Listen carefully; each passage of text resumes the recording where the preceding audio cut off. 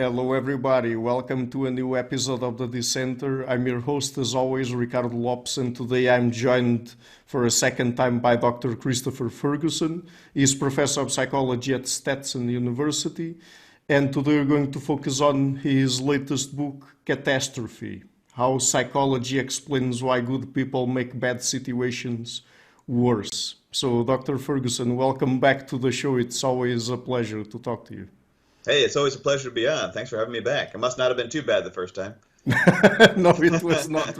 It was awesome. So, okay, so let's talk about how people react to catastrophe then. So, to introduce the topic, what would you say are some of the most relevant aspects of how people's cognition works in situations of catastrophe? I mean, what changes there? Yeah, I mean, there's really kind of two processes I think that are sort of interesting when we think about how we respond to an emergency situation, right? And one of those is emotional, and the other is cognitive, right? So the first thing that happens when we're in an emergency situation is that many of us have a very powerful emotional response, whether that's fear or anger or something else that's going on. And, one of the things we notice is that that emotional response can oftentimes get in the way of actually good cognitive problem solving, So these, interesting examples, that I've come across, some of which, end up in the book of people being in an emergency situation and doing something that, like, with the Monday morning quarterbacking just seems really stupid, and you wonder, like, why did this person do this thing or keep doing the same thing over and over and over again, rather than trying something different. And a lot of that comes down to just the emotional response, the overwhelming anxiety or whatever else may be going on, anger, sadness is just getting in the way of a good, cognitive response that would involve some degree of problem solving. The other process, of course, is cognition itself. So, we have these kind of cognitive tools that we've evolved over, millennia, essentially, that try to help us make decisions very quickly, and a lot of these were developed as a result of our hunter-gatherer past. They really were things that were very useful 10,000 years ago, but aren't necessarily so great today. And at least in some situations, they're not necessarily so great. So there's certain types of biases that we have that try to help us make fast decisions, but they don't always work well, with modern type scenarios. And a classic example, of course, is just the sense of how we try to estimate dangerousness in others. And if you look back to indigenous societies, hunter-gatherer societies in any part of the world, homicide rates were much higher than they are today. So we really had to be suspicious of other individuals. And one of the things we did, of course, was look to try to guess, is this person in our tribe or are they not? Are they similar to us? And, with a relatively, brief window of time to make that decision, if you're coming across somebody that you don't know in the savannas or the forests or the jungles or wherever you happen to be, you have to make that decision pretty quickly. Is this person going to kill me? And a lot of that was based upon superficial similarity, right? And you can see that in that sense, making that quick, obviously biased decision based on superficial similarity could be useful if homicide rates are high, but that same tendency to do that doesn't really work well in a modern multi-ethnic, society like the United States, where now those biases result in, racial discord, racism, other types of bigotry, and that kind of stuff. So, I think to sort of understand how to get past some of those real issues we have today, we have to understand their origin and understand why people do it. Otherwise, we're just kind of assuming that everybody else does it, but not us, and, we don't have to work on our own sorts of issues. But from this sort of evolutionary psychology point of view, I mean, would you say that probably it's not only the case that these cognitive mechanisms worked well in our evolutionary past, but also in the present moment? I mean, probably most of the time they still do their job, right? Yeah, absolutely. And you kind of think of, like, most things, unless you have like a really catastrophic change in the, environmental circumstances, evolutionary changes tend to be relatively slow, So unless it became really, really disadvantageous for us to do these things very rapidly, meaning we couldn't reproduce, if we're doing these things, you're not going to see a sudden removal, of them. So if you kind of think of like judging people based on superficial differences because you're afraid of homicide, I mean, homicide rates only really started declining in the 20th century. I mean, or late 19th to 20th century. So up until the very recent past, it still was useful, for the most part, that these kind of group differences did matter in terms of who was killing who. So yeah, and we've really just seen like a really sudden restructuring of how society works in the last 150 years or so. And that's too short a period of time for these evolutionary adaptations from our hunter-gatherer past to really take hold. I mean, the example I use with my students a lot is if you look at, like, you could do with any group of people and ask them, what they're afraid of. And you can ask, how many of you are afraid of snakes, for instance, and you'll see, or other critters, whether they're bugs or snakes or, a large number of hands will go up that, spiders, people are afraid of these little critters. And if you kind of think about it, like 10,000 years ago, if you got bit by a black widow spider, you were kind of doomed. Today you're not. You can go to the hospital and they'll get you, an injection. But or a rattlesnake bite, you're done. Today you're not, but then you were. That's just kind of the reality. It was good to avoid snakes and spiders. On the other hand, you can ask people, how many of you are afraid of automobiles? And unless someone's been through a traumatic accident, very, very few hands go up about people being afraid of automobiles. But then you can ask, well, how many people in any country, are killed by snakes and spiders every year? A few people are, right? And if you're from Australia, that number might be higher. But for the most part, relatively few people are killed by these things. And the ones who are tend to be the idiots who play with them, right? Like the usually men. Yeah, usually men. And there's a great story I think it was in the book. This dude, he has a pet rattlesnake, and he's showing off for a girl by putting the rattlesnake's head in his mouth. And this is so stupid, but of course he gets bit. He did survive though. God bless him. So most people aren't, going to be killed by snakes and spiders anymore. But, tens of thousands of people are killed in the United States every year by automobile accidents, but we're not afraid of them, right? So again, it just sort of shows how slow evolution is to sort of, there's this idea that our phobias are oftentimes sort of evolutionary derived. We're afraid of things that would kill us, like children in the dark, right? If you were like, 5 and you wandered off in the dark, you get eaten by a puma. Now it's much less likely to happen today, but kids are still afraid of the dark. They're afraid of like goblins or monsters under their bed or whatever. But again, 10,000 years ago, there really was a monster. It was a puma, that would eat you. So yeah, I mean, these things are still useful. They're sort of like less useful. And we're using the examples of things that clearly don't really apply today in the way that they did in the past. In fairness, some things, like, we've evolved our mating strategies, right, to some extent, like, what men look for in women and what women look for in men. Those are still useful today. I mean, even though they were useful 10,000 years ago, and that really hasn't changed. Women tend to seek out, higher status males. That's still useful. That hasn't changed. So some things, some things do stay the same, but other things, don't. And so understanding kind of where this stuff comes from, it can kind of help take away some of the unhelpful aspects. If you kind of think of like, well, if you're racist, that's because you're a bigot and you chose to be, or maybe your parents made you a bigot or something of that sort. I mean, there are elements of truth to that. But on the other hand, you kind of understand, well, kind of everybody were bigots, up until very recently, and probably even today, most people are still bigots in one way or another. Then that kind of removes that sense of like, I'm good and you're bad. And we can kind of talk about like, well, why do people have these group biases, and how can we help people move past them without, is shame the best way of doing it? Shame can work sometimes, but it oftentimes causes resentment, so is there a more productive way if we all understand that we're all prone, to certain types of biases, even if we say, I'm not going to be racist, towards people of other ethnicities, but I hate Republicans. That kind of stuff. Well, I mean, you really just do group biases again. You're still bigoted, just towards a different group of people, and understanding that, I think, can help us move past some of what have been pretty unproductive dialogues on some of these issues, I think. Right.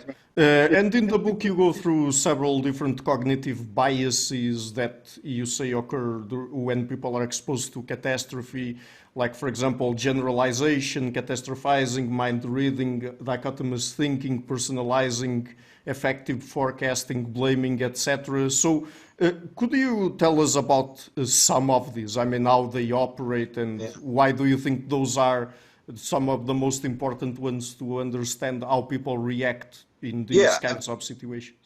absolutely. I mean, all these, we think of these as biases, like they're bad things and they're unhelpful. And in many cases, they are unhelpful. But we have to understand that these, again, evolved in us to help us make fast decisions. If you are in an emergency situation, you don't really have time to sit down and like write out a pros and cons list and go through a brainstorming session with your buddies and So oftentimes you did have to kind of make these fast decisions about how much risk is there. What are the usually limited pieces of information that you have in order to make a decision for us to make faster decisions. I mean, one of the things that's interesting if you find is that there are sex differences in these things, right? Like men and women make decisions differently. If you kind of think about again, indigenous societies, men oftentimes were in situations where they had to make faster decisions. They're hunters, right? So it's much more physically dangerous.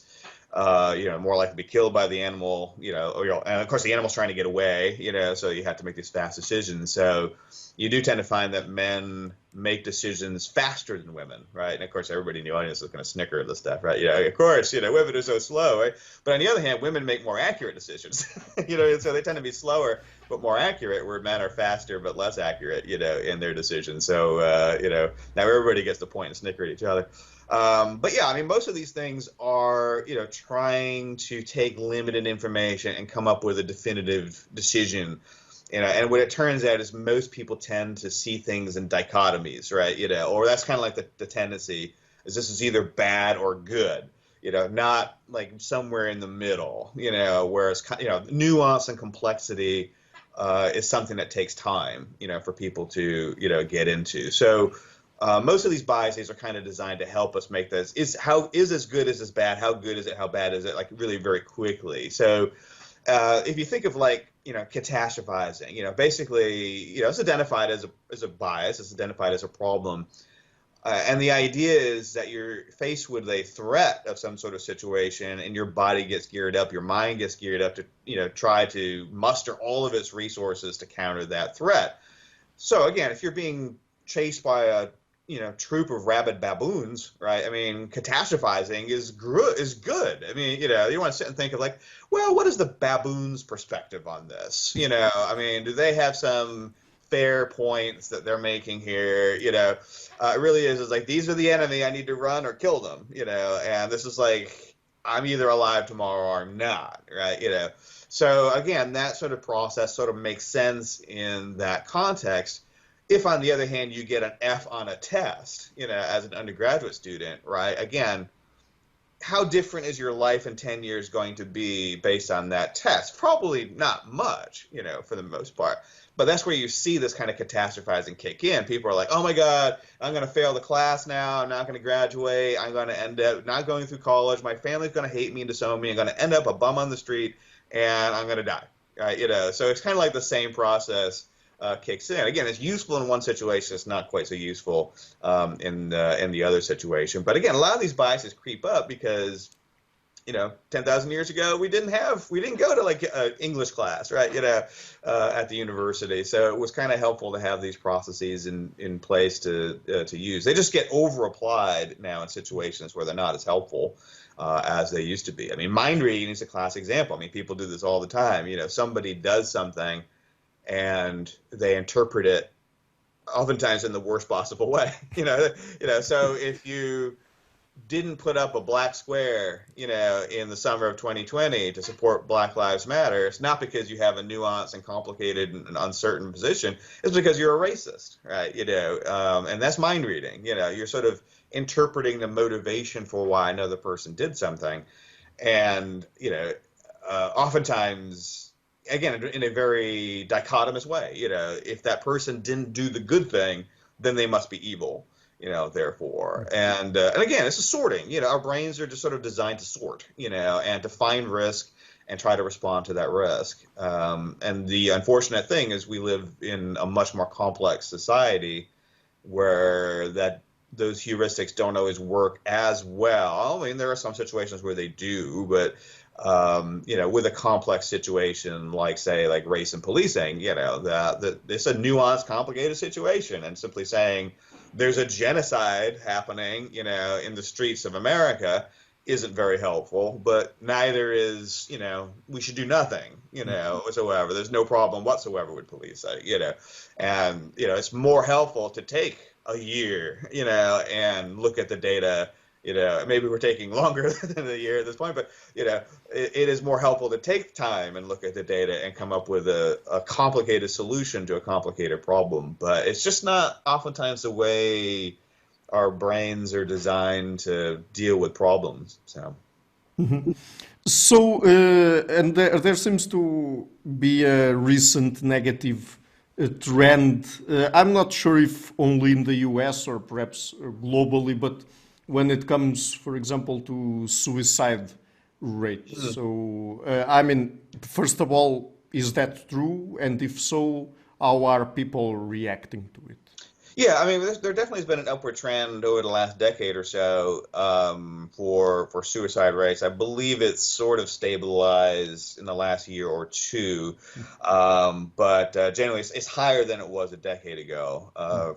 For sure. It's still lower than it was 3 decades ago. On the other hand, so you do kind of see with a lot of like American statistics, and we're obsessed with statistics in the U.S., but you do kind of see these like sine waves with a lot of things, like violent crime tends to work on a sine wave. Suicide seems to work on a sine wave. So we have seen what had happened is there was a peak level of suicide around 1993 or so, 94, and then it plummeted pretty remarkably until about 2010 to 2012. And then began to rise again. Nobody's entirely sure why it did that. We can talk about different theories about why it did that. And it now seems again maybe be stabilizing a little bit, but we'll see how it goes. I mean, it hasn't stabilized for long enough to say it's a trend, so maybe it'll go up again, maybe it'll go down. Hopefully it goes down, of course. But this is something that's happened across all age groups, almost all age groups, except for elderly people and the very young, So people tend to focus on teens, but actually in the U.S., teen suicide rates are fairly low, where you see the highest suicide rates. Now, they have increased, particularly in teen girls, but teen girls, for the most part, didn't really kill themselves a lot, So that's also part of it, that there is a rise, but it's a rise from a relatively low number.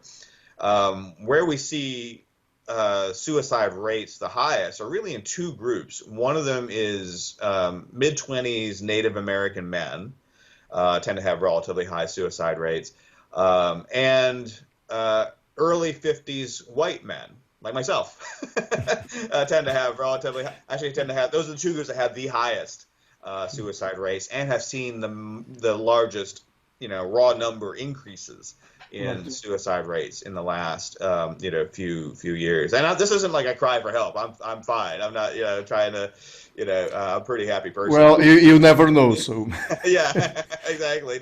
Don't call like 911 on me or 999 or whatever. Yeah. So I mean, I think that you end up with this there's like the Indian parable, right, of like the blind men and the elephant. So I think what's happened with the suicide stuff is people kind of have focused in on teen girls, and teen girls are important. We don't want them to commit suicide, of course, and that has led to this idea that like social media is the boogeyman, is the responsibility, rather than taking a larger view and looking at suicide more holistically and seeing that like for a lot of these teen girls who are suicidal, they have family members who committed suicide, who were parents, who were uncles or grandparents and stuff like that. That this is actually something that tends to holistically work through peer groups and family groups and stuff like that. So we're kind of focused in on this idea of social media. And my impression is that social media is a very weak predictor of any kind of mental health outcome, at least in terms of time using it, rather than kind of looking at like really the things that sort of predict teen suicide ideation tend to be bullying, the extent to which teens are bullied by others, mistreated, and just having people in their social networks, family and peers who have committed suicide, So there, to the extent that there's a contagion effect, I'm not always a big fan of that word, but to the extent that there's a contagion effect, it seems to work through close, relatives, close friends, not through, social media or other, like 13 Reasons Why or anything like that. If anything, watching 13 Reasons Why is associated with better mental health outcomes. So we tend to misattribute the cause to these sorts of, the events are important, but by not looking at the picture more holistically, we're misinterpreting what the cause of some of those things are. But yeah, in the U.S., we're seeing the rise. In other countries, not so much. So like the U.S., South Korea, there are certain countries that have relatively high suicide rates. Interestingly enough, suicide tends to be an industrial world problem, which is interesting. So you tend to see higher suicides in general in richer countries than in poorer countries. Whereas you tend to see higher homicide rates in poorer countries versus richer countries. So it's an interesting phenomenon that where you see higher homicide, suicide goes down. I mean, I'm not interpreting this as causal, by the way, but it's a sort of interesting, trend. Whereas where suicide rates are high, homicide rates tend to be relatively low. And again, why that is an interesting question. I don't have the answer to. But do you know of any good hypotheses out there? Well, I mean, I think a lot of it is, economics, is what you tend to find is so for like homicide, you generally tend to find that like inequality, tends to be, what they call the Gini index, tends to be a predictor of homicide rates. Countries that are where the people perceive greater inequality tend to have more homicide. So if you look at like the United States, for instance, I mean, a couple interesting things about the United States is it's actually not a really high homicide country. I mean, if you look at Mexico or Brazil or Venezuela or South Africa, places like that, they have way, way higher homicide rates than the United States does. The reason everybody is focusing on the United States is really two things. One is we're like obsessed with data. So we like publish all kinds of numbers and data to the extent most countries don't. So there's tons of just data to stare at, but for an industrialized country, we have a high homicide rate, so compared to like Japan or South Korea or even the United Kingdom, we tend to have far more gun deaths. It's not a mystery why we have more guns, so it's pretty straightforward. But what's interesting too about the U.S. is we don't have a very high assault rate, so we don't beat each other up much, we don't rape, women much, compared to other countries, So if you look at the U.S. versus Europe, we actually have a lower assault rate than a lot of Europe does. So you're more likely to get beaten up in France or the U.K. or Australia or Ireland or Belgium. I don't know what's up with the Belgians, I don't know, they're neither French nor Dutch. Maybe they're just confused. I don't know, but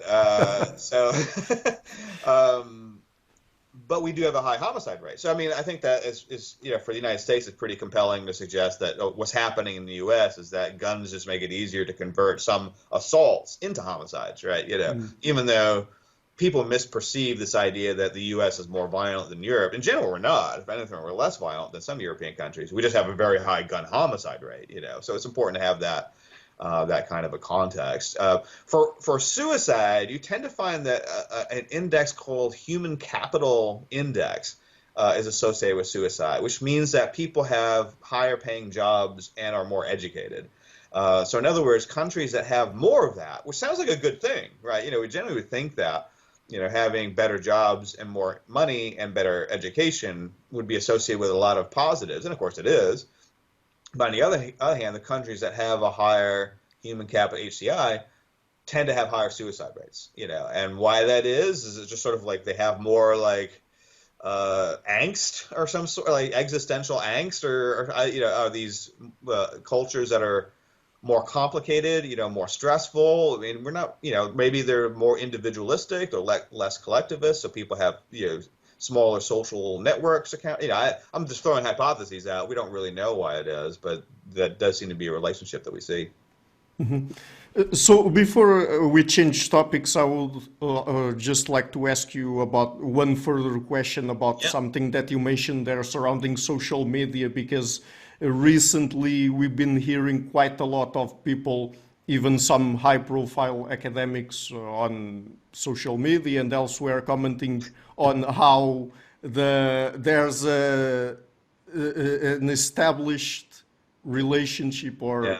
or causal relationship between particularly girls Yeah. being on social media and suicide rates and depression and all sorts of mental disorders. So, but I mean, first of all, you've already talked a bit about that, so I'm not going to repeat what you mentioned, but basically, there's no good evidence for that, at least as far Correct. as I'm aware. And I mean, the relationship could even be backwards, because it could be that people who are already depressed or suffer from some sort of mental disorder tend to spend more Sure. time on social media. So that could be the relationship there, and not really social media causing depression or Yeah. whatever.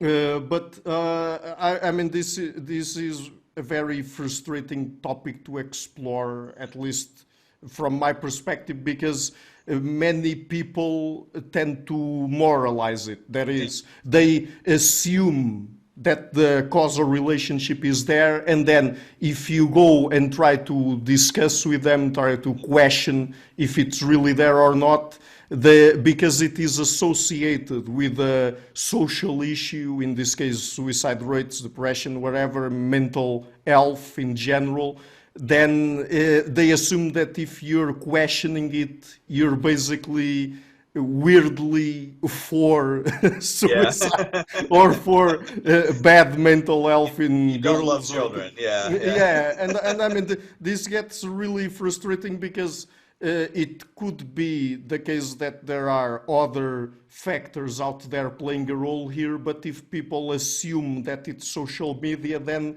they Yeah. would uh, uh, they wouldn't be exploring these other factors that might really explain why suicide rates among different groups are going up or not, and why we are supposedly having higher depression rates and all of that. Right. Yeah. Yeah, absolutely. And, in fairness, I mean, I think there are some people that make, who I think are wrong, but who, but who I think make, good cognitive arguments in Yeah. favor of, like Jonathan Haidt, who I consider an email friend. We couldn't be further apart on this issue, but and I think he's wrong, but he makes, a non-emotional argument, which I applaud him for. But I think you're right. I mean, a lot of what you see otherwise in this area, and of course a lot of other emotionally loaded area, I'm sort of used to this, is the sense of like the weak argument.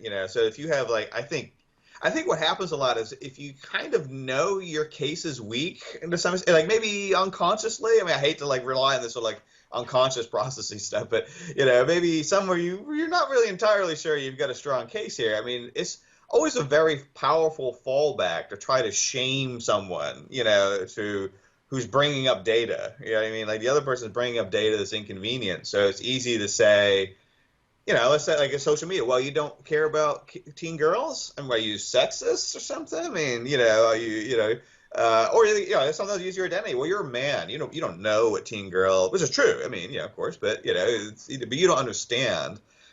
Apparently, science doesn't matter. You actually have to be the right, gender or race or whatever else. But you can see this with like, arguments about like race. If you say, well, the evidence doesn't really suggest that, and police brutality happens, right? But it doesn't suggest that race is the big predictor. Well, does that mean you don't care about, black people? Or on the other hand, you say, well, the evidence suggests that, immigrants don't commit more crimes, or even illegal immigrants don't commit more crimes than natural born U.S. citizens. So you want everybody to just come across the border? You don't care about American workers, kind of stuff. What I mean? It's very easy to turn the debate into this kind of like personal attack, and for most people, we're sort of, there's these like weird like dichotomies. On one hand, we're kind of selfish and aggressive, but on the other hand, we also kind of want to be liked. And there's this idea of like self-esteem, which is really based on other people's appreciation of it. So we're usually hesitant, particularly within our own groups, to say or do things that are going to lose us status, within those groups. So coming out and saying, oh, well, you don't care about girls, or you don't care about Latinos, or you don't care about children being groomed, or whatever else, is a very powerful way of getting people to not talk about data, right? Inconvenient data, because it's just not worth it. I might say, I've got some data that suggests some inconvenient fact for, my own group in particular, and that's where really the pressure is in our own groups.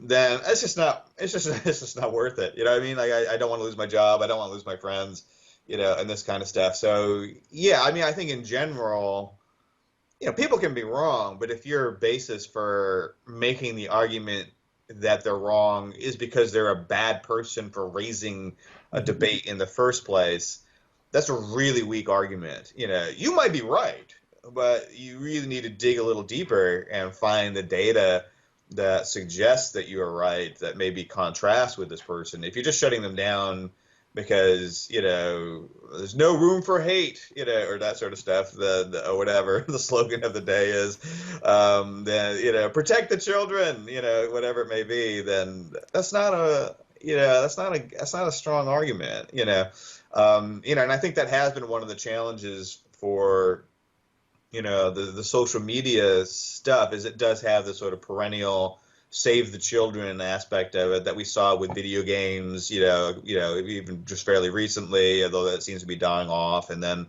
rock music in the 80s and comic books in the 50s. You can go down, throughout history, and you see the same basic argument raised that, if you're defending this stuff, you must be a bad person because you don't care about kids. I mean, the classic one is porn, right? So if you're saying anything that is defending porn, oh, you want like kids to be exposed to smut? Well, no, but that's not the same. I'm not making that argument. I'm talking about the data. The question is, does data cause sexual assault? Saying that the data doesn't suggest, porn causes sexual assault is not saying then we should have Playboy magazine in elementary schools. That would be absurd. But that is sometimes the implication people make in order to try to silence, data, I think sometimes. Mhm. Well, I mean, just last year, in fact, exactly a year ago in February 2022, here in Portugal, we had a sort of situation where an 18-year-old was just starting university, had this plan to do a massacre at his university, and he was caught by initially by the CIA, in fact, but then they communicated to the Portuguese police and all of that, and he was caught before he could do it. And then you saw pieces of news like Jay. I'm only using his initial here. Yeah, Jay, sure. an 18-year-old solitary man who watched anime, and I was like, "What does What's that that have to to do do with this? anything? What's next?" And a 21-year-old solitary man who drank water. I mean, Yeah. I mean, come on, what does that have to do Yeah. with anything? But it seems that people, for some sort of reason, have this weird tendency of demonizing new Yeah. technology that they're not used to, or Yeah. different sorts of, let's say, new forms of art, for example, or entertainment that they're not used Yeah. to. So, yeah. I think news media have gotten good at making these implications without directly saying it, So it sounds like maybe it's the same in Portugal, but certainly in the U.S., you still sometimes see, young male committed a heinous crime of some sort or another, and his neighbors say he played video games, and they never come out and say, well, the video games caused him to commit the crime, but the implication, like, why would you bring it up? Neighbors said he wore socks, it just doesn't, come up, so obviously by implication, you're suggesting that the video games were relevant here somehow. But on the other hand, this is plausible deniability, right? You say, well, why did you bring up video games? Are you saying that they cause, homicides? No, we never said that. Can you point to where we said that? No, but I mean, I think we all get what you're trying to hint at here. So that's been I think a change I've seen in the last maybe a couple of decades is early 2000s you would have seen newspapers come out and say video games, scientists say video games are causing these horrible things, and now they don't. They know better than to say that, because it's not too hard to find scientists that will criticize them for saying that. So now they just do this thing of, well, and neighbors said he played video games a lot. Well, who cares? It's an irrelevant piece of information. You're just sort of, stoking up the angst in your over 50 crowd of subscribers. So yeah. Yeah, and I mean, and then again, the same kind of reaction you get when you try to question the causal relationship between the use of social media and depression or whatever. I mean, if you know the science behind these questions and you say, I mean, why mentioning him watching anime or whatever, people are immediately say, what do you watch anime? Are you a potential mass shooter as well? Oh my God. Yeah. Yeah. Well, anyway, another thing I would like to ask you, because you also refer to this in the book, is how people nowadays in the US again think about relationships between different races, and this is not a matter of really the relationships having degraded over time or something like that, but it's, I think, more a matter of perception. So, well, how do people think about that? Yeah, I mean, I think, so the sad reality is that, in the United States, race relations reached their peak around 2014. So if you look at the Gallup poll, just regular polling data in the United States, majority of white and black people, most of the polls look at whites and blacks. Um, Majority of people thought things were at least getting better. I don't think anybody thought, all racism had been solved and we were living in like the Star Trek universe or anything of that sort. But generally speaking, most people were pretty optimistic at very least that things were in the right direction. Now, since then, the last decade, those numbers have plummeted. So there's a lot more racial discord, or at least, or maybe not in the sense of like people attacking each other in the street or anything, but the sense of like we're on the wrong path. Something has happened here, and of course there's lots of debates about why that is. Now, one thing we can definitely say is not because like actual practical issues around race got any worse in the U.S. There are no more police shootings of black people or Latino people than there were 10 years ago. If anything, there's less. The economic well-being of non-white people, in the U.S. is better than it was 10 years ago. Unemployment is better. Education is better. Everything's, better. The group that in the United States right now that does the best is not white people. It's Asian Americans, right? And every index you can look at. Their graduation from university, their income, their treatment by police. If you kind of think of like the U.S. as a quote unquote white supremacist state, it's the weirdest white supremacist state in the planet, in that whites are in the middle, in terms of how how people are doing. Even African immigrants from places like Nigeria are doing better. Ghana, are doing better than the average white, in the U.S. So. Or at least as well, as the average white in the U.S. So yeah, I mean, so we have started, like I said, we have a habit in the U.S. of two things. I mean, we like to navel gaze, right? We like to look at ourselves a lot, so we think we're super important. That's not a surprise, to everybody.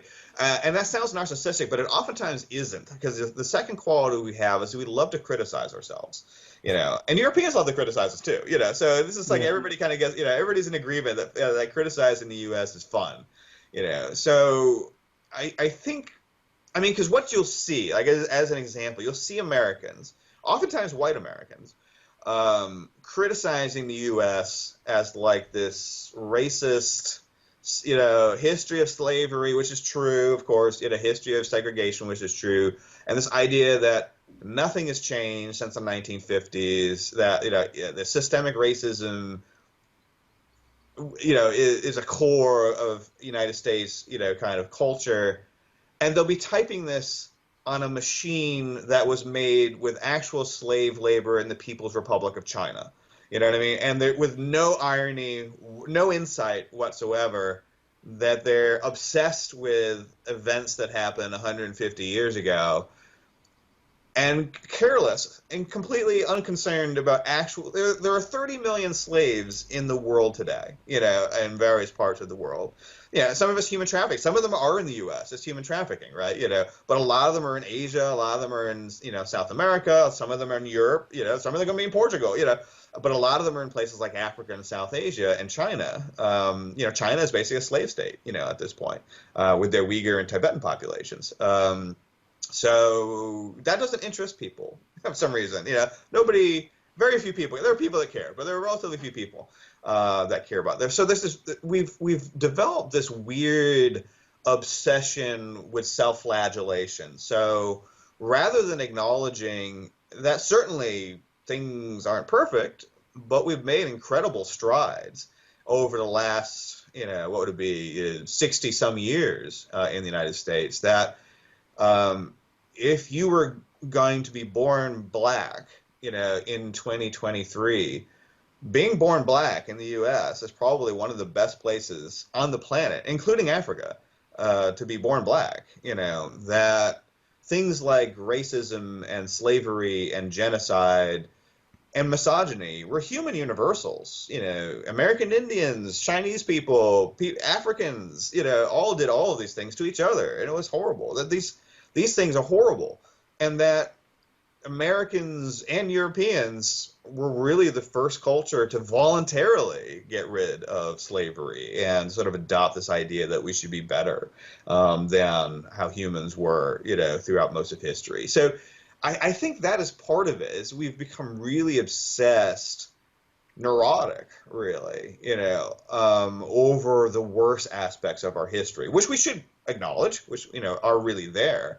And somewhere, again, around 2014, I think, was that tipping point. Because I remember kind of, in the late 2000s, early 2010s, there seemed to be a sense of, like, we were talking about race more. There were movies coming out, like, dealing with slavery, dealing with segregation. They were very constructive. We were having these positive discussions and dialogues around race. Yeah, it's not that there was no racism. It's not that we'd solved everything. But we seemed to be moving in a positive direction. There were more movies coming out. I can't remember their names, but, I remember, like, seeing thrillers, there was, like, one where, like, some guy breaks into a family's house, and the whole movie is the family trying to keep alive and get rid of the bad guy kind of thing. And it did well, and the family was black. But then the movie had nothing to do with being black. It's just that the family happened to be black, in this situation. And I was thinking, like, this is great. This is a movie that's featuring black actors. It's doing well, like, white people, Latino, Asian, everybody's coming to see this movie. It's doing very well. And it has nothing to do with these people being black. They're just a family. They're just an American family who happen to be black. And I think that was like, I know that's, and I'm raising this idea of colorblindness, right? That really sort of colorblindness seemed to be working. We hadn't reached, again, the Star Trek universe. It's not that we were fully colorblind. There still were issues, disparities. There are too many poor people in inner cities that weren't getting good education. So there really were still problems. There still are problems, but we were clearly on the right track. And then suddenly, for some reason, we decided we're not going to do that anymore. We're going to do this anti-racism thing where we're going to obsess over identity. We're going to split people into groups, and we're going to say these are the good people, these are the bad people. They're always in a conflict with each other. Every contact you have with someone of a different ethnicity is infused by your racial identity. Same thing with, like, sexuality, same thing with gender. Like, we just divided us into all these different categories. And this idea, we need to obsess over race. We need to, like, every time you talk to a black person, you need to think about your whiteness. If you are, Latino and the other person's Asian, you need to think about that. Like, if you're Asian, you have privilege over this Latino, and so on and so forth. And it turns out, right, that if you think about race a lot, you actually end up with more racism. Go figure, right? I think this experiment in anti-racism, whatever, which is like the most ironically named thing, right, has been an incredible disaster for the U.S. and for Canada. Unfortunately, Canada has this habit of taking American things and putting them on steroids. And so I think, if anything, Canada is probably worse. God bless the French. I think the French have come out of this the best so far. We'll see how they do in the future. So I think Europe has been a little bit more insulated in general from some of the stuff, other than maybe the UK and sort of other English-speaking countries. And you can tell me in Portugal how it feels over there, of course. But yeah, I think we were on a good path. And it's sort of like we had gotten good at like this idea of thinking of race as important. And then we went over a tipping point into having a healthy, constructive conversation about race and about the legacy of slavery and the legacy of Jim Crow and all the things that really are true that we do need to think about and make people aware of and teach our kids about, into becoming like neurotic and obsessive about it. Sort of like, like you should think about your health, right? And you should do healthy things, but you shouldn't be like a hypochondriac, because then that like destroys your life, and I think that's what kind of has happened to the U.S. is we went from having a, maybe imperfect but healthy and constructive conversation about race into it just being a bloodbath, not literally a bloodbath, obviously, but, the sense of it being a massive competition. Now, in fairness, it's not most white people, it's not most black people, it's not most Asians, it's not most Latinos. It's really what we call the managerial class. It's really elite people, So it is people that work in the media industry. It's academics, It's people that work in HR departments. It's relatively well off, college educated people who are into this, right? Most black people, most white people want to get along. I mean, there are some racists, of course, but vast majority of people of most ethnicities just want to be Americans and get along, have a good job, get by, not be, called racist names and that kind of stuff, not be prejudiced against. And that's all fair, right? But there is this class of individuals, of which I'm part, so I'm in this managerial class, that are just obsessed with this, and of course they have institutional power, right? So they make everybody else, crazy about it too, because we can't stop hearing about it, and I think that has become, really, really unhealthy. And I think academia does play a big role in this, and and I'll be honest that my optimism about academia has diminished pretty rapidly over the last decade. And I think a lot of these really bad ideas, come out of academia and have filtered into other places. And now you have a multi-billion-dollar industry, the DEI industry, that, they exist simply. They're not there to fix anything. They have no record of fixing anything. The evidence on DEI is pretty clear. It doesn't work, for the most part. But, it's a grift, right? Because you bring in one DEI consultant to do a bunch of things to fix your racist, institution. And then a year later they come back and say, well, we didn't fix it. Now you need 3 DEI people in order to fix it. And then, well, sure enough, a year later they didn't fix it. So now we need 10, DEI people to fix this. You're so racist that even 10 of us can't fix it. So now you need 20, and that's the grift, I think, that comes along with a lot of this. Is I think we have to realize that we're dumping tons of money into something that is really doing harm to our knowledge base and to our culture.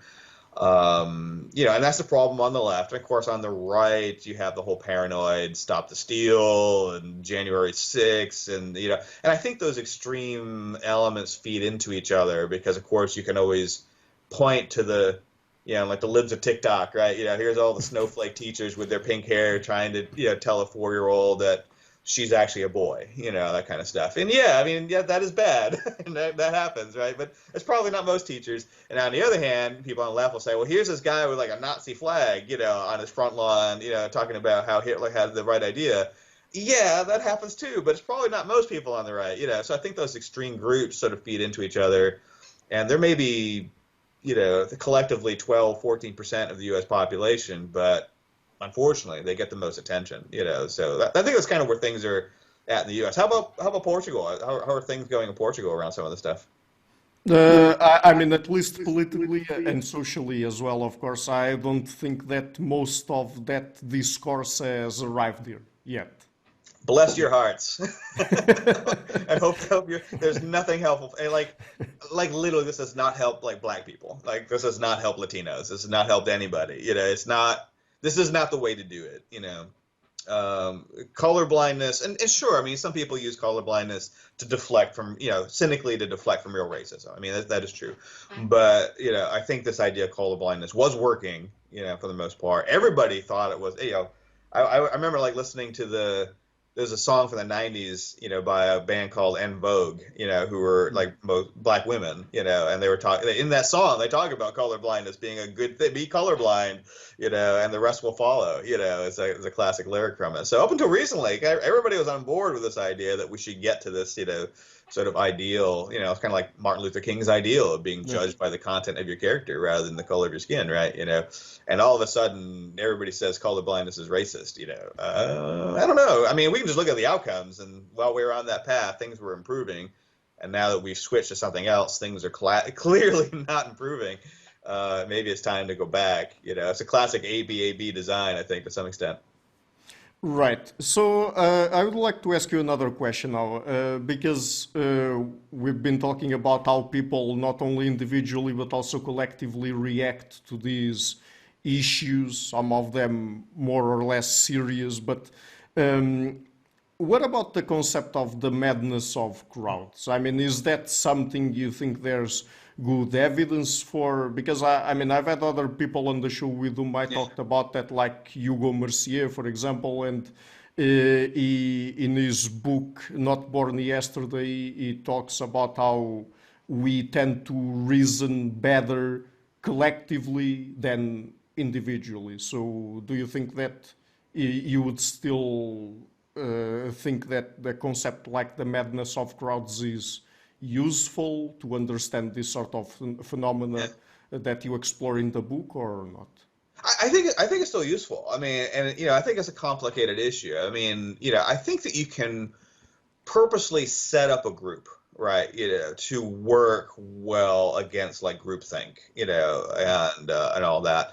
So, I mean, I think the good example of this is the Israelis, as I understand. I'm not a political scientist, but my understanding is that historically, like in the Israeli cabinet, they'll have this sort of idea of like the 12th person, right? So the idea is that they're in these sort of cabinet meetings, there's one person who like very specifically is assigned the duty of being the devil's advocate. So their job is always to try to point out the flaws in whatever everybody else is trying to come up with as a plan of action for whatever the crisis happens to be, So, I mean, I think you can set up a group, to work through reason to come up with a solution, but it has to be a deliberative process, I think. Like you have to that this has to be the goal going in, as you're going to set up a group of people that are you take people that are on different sides, and who are willing to compromise, on the other hand. That's kind of like the ideal is like, you have like the trans medicine debate, which is not my area. I don't have a strong opinion on it, right? I always look at these like J.K. Rowling's a turf, whatever.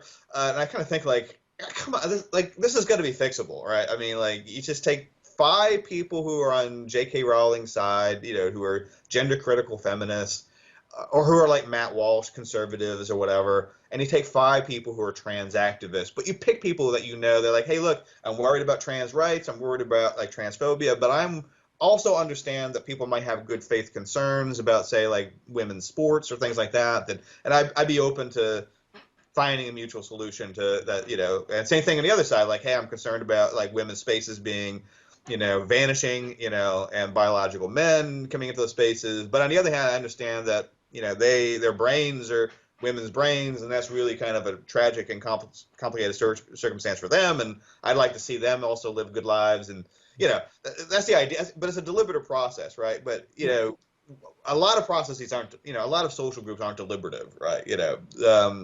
So I think that, I mean, you can go back to even like Plato and Aristotle, like historically, Plato and Aristotle were against this idea of true democracies because they lived in one, right? They lived at the time when ancient Athens was kind of going back and forth, granted, but it was like the Peloponnesian War and just after the Peloponnesian War, where Plato's teacher Socrates was executed, right, for being sort of corrupting the youth and heresy, and or they didn't use the term heresy, but but essentially, saying things that were unpopular, and that was a democratic vote. I mean, that wasn't like communist Russia. That like the guys got together and said, "Who's for killing Socrates?" The hands went up, and or they actually put the little things in the jar or whatever. But it was a democracy that killed them. And so you can see that when you have groups of folks that. I think with the madness of the masses, I think where the confusion becomes is this idea that like everybody has to go mad, right? That, and you really don't need that. You really need a relatively small group of people who go insane. I say that very colloquially, not like literally have necessarily a mental health disorder, but lose their minds, and they're very vocal and they're very aggressive. And what you tend to find is a relatively small group of people can set the agenda for everybody else because everybody else is just too afraid. So there's like research in social psychology that point out, like in groups, that you can take a group of say 12 people and put one Confederate in that group. A Confederate not being the guy who fought at Gettysburg, but that it's like someone who's in on the experiment. And you have that one person say something that's nonsense, or maybe you have two or three people, and have those people say something that's obviously nonsense. You look outside. Your decision is the sky gray or is it blue? You look outside. I see it's blue, and it's obviously gray. But these three people, two or three people, absolutely, it's absolutely this, blah blah blah blah. And each individual in the group, if you quietly get their opinion, they'll say it's gray, I think. But because these three people are so vocal, the majority in the group won't speak up. They'll just quietly kind of go along with it, because nobody else is speaking up. These three people are adamant that the sky's blue. I don't think it is, but nobody else is saying anything. So why the hell am I going to say anything? I'm not going to be the idiot who's the first one through the wall and gets peppered with arrows, kind of a thing, And so I think that's, if you look at events like, the George Floyd murder in 2020, where literally we went from 2 years ago when people didn't really think there was a genocide of black people in the United States to all of a sudden defund the police or even abolish the police being a thing people were apparently seriously talking about, even though it was obviously a bad idea to vast majority of people. Vast majority of black people thought it was a bad idea. So the vast majority of people thought it was terrible. And for a few months there, right, politicians were taking it seriously. There were proposals to reduce funding for police in the United States. Some gun task forces were shut down. Some cities, particularly liberal cities, did actually reduce police funding. Some of it was unintentional. Sometimes just because of the public outcry, a lot of police officers just retired. So effectively it defunded the police, even though that wasn't the intention. It was finally put to a vote in 2022 in Minneapolis, and the vast majority of the populace turned it down. They really, including non-whites. Nobody wanted this other than wealthy people who go to college and live in a neighborhood where they can hire their own security. Those are the people that wanted to defund the police. So I think that's what happens with a lot of the madness of the mass, is that even if you know that something's wrong, this doesn't make sense. 10 years ago, we were celebrating Obama's presidency and how we were a post-racial society and how everything was great and everybody's getting along now. And now we're back in 1950s, segregation, narrative. What the hell happened? And I think the majority of people, probably thought that way, that, yeah, I mean, probably the police need to be better trained or something like that, but I don't think that there's a genocide of, there wasn't, of black men. But why say anything, right? If you're going to get accused of being racist, that they might come for your job, as did happen a lot, that people lost their jobs and stuff if they did speak out.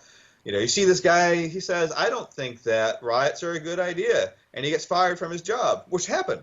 Well, why would I say? I don't think riots are a good idea either. But I'm not going to go on YouTube or social media or Twitter and say that when I saw this other dude lose his job, over it, Daniel Shore. Yeah. So there's this idea, and I think Wesley Yang has brought up this idea of the tyranny of the mass, of the minority, right? Minority rule, that you just need a small group of people who are very aggressive and very vocal, and they can kind of set the illusion of a consensus. And because nobody else is speaking up, even if you have personal qualms that you don't think this sounds right, but the only people that are speaking seem to be supporting it. So am I the weird one? And it turns out you're not. It's just everybody's also sitting around thinking they're the weird one for the most part. A good example of this is the toilet paper thing and COVID-19. Yeah. Here's an example of how you can't stop it, right? So what you have happen is the United States does still make toilet paper. In Copenhagen, we weren't running out of toilet paper, and I guess it's happened all over the world, right? But by the way, how did that start exactly? It literally started with I remember it was YouTube, right? It was or Twitter, these kind of things. So what happened is a few people started hoarding toilet paper. Right? And there were these videos that were circulating of this happening, and people getting into fights in grocery stores over it. So what happens is a couple idiots think that we're going to run out of toilet paper, so they start to hoard it. And you go, well, that's stupid. Why would the U.S. run out of toilet paper because there's an epidemic? I mean, I'm sure there are factories that make this stuff in the U.S., which is true, or Portugal, or wherever we happen to be, right? This is dumb. But then some people see those videos and they say, well, even though this is dumb, if they're hoarding toilet paper, then I better start hoarding toilet paper too before they get all the toilet paper. And once that second group have started hoarding toilet paper, now it's becoming a contagion, if you will. So in other words, eventually at a certain point, you realize that, holy shit, all the toilet paper's gone. And now I have to, by simple necessity, hang on to every roll that I can get to because of all the idiots. So basically, something that wasn't an issue becomes an issue because a small group of idiots, start hoarding. And then once a small group starts to hoard, then another group will see them hoard and mimic that behavior, and eventually everybody kind of has to do it. So you could sit back and say, well, this is stupid. I mean, of course the U.S. can make toilet paper. I'm not going to hoard toilet paper. And then you're out of toilet paper, right? So you have to kind of do it too, and that's why some of these situations, these availability cascades, as some people have called them, you can't stop them. They just have to burn out on their own. So you can be as I was at the time. I remember seeing those videos and going, well, these people are idiots. They're not going to run out of toilet paper. They've got factories that make the stuff in the United States. So even if we have no air travel, it's not going to be a big deal. But the very fact that you had the idiots, if the idiot buys up every roll in the store, then sure enough, you got a shortage of toilet paper now, and that's exactly what happened. So, knowing that it's stupid doesn't matter, that you still have to do it too for practical necessity. Even if in 2020 you knew that race didn't predict police brutality, which is the truth. Which is where the evidence is kind of leading at this point. I mean, there's some inconsistencies in fairness, but generally speaking, I think the evidence suggests that it's really mental health, not race, that predicts police brutality. Police are just not trained to deal with the mentally ill. Even if you knew that, you couldn't go on YouTube and say this, right? Because you'd lose your job. So to some extent, for a while, you kind of have to say, I want my job, I have a family to feed. So you don't speak up. Or if you do, you kind of it's pretty bad, police and race, they really ought to be, So you find your ways of kind of going with the crowd for a little while until most of these things eventually do die down to some extent. And then you can talk. Then you can speak up, and then you can show all along, I knew this was, everybody suddenly it's, what is it? Victory has 1,000 parents, but, failure is an orphan kind of a thing. Everybody's like, well, I knew this toilet paper thing was stupid, sort of thing. I knew that, that police shootings of unarmed people in the U.S. were actually very rare, so nobody admits to being a part of instigating the cascade, but in the moment it's happening, and I think, I heard people say it's like trying to step in front of a freight train. You just can't. That you got to let it, run out of energy on its own. Then you can point out how stupid it was, let the train take off by itself, So that's kind of where things are at.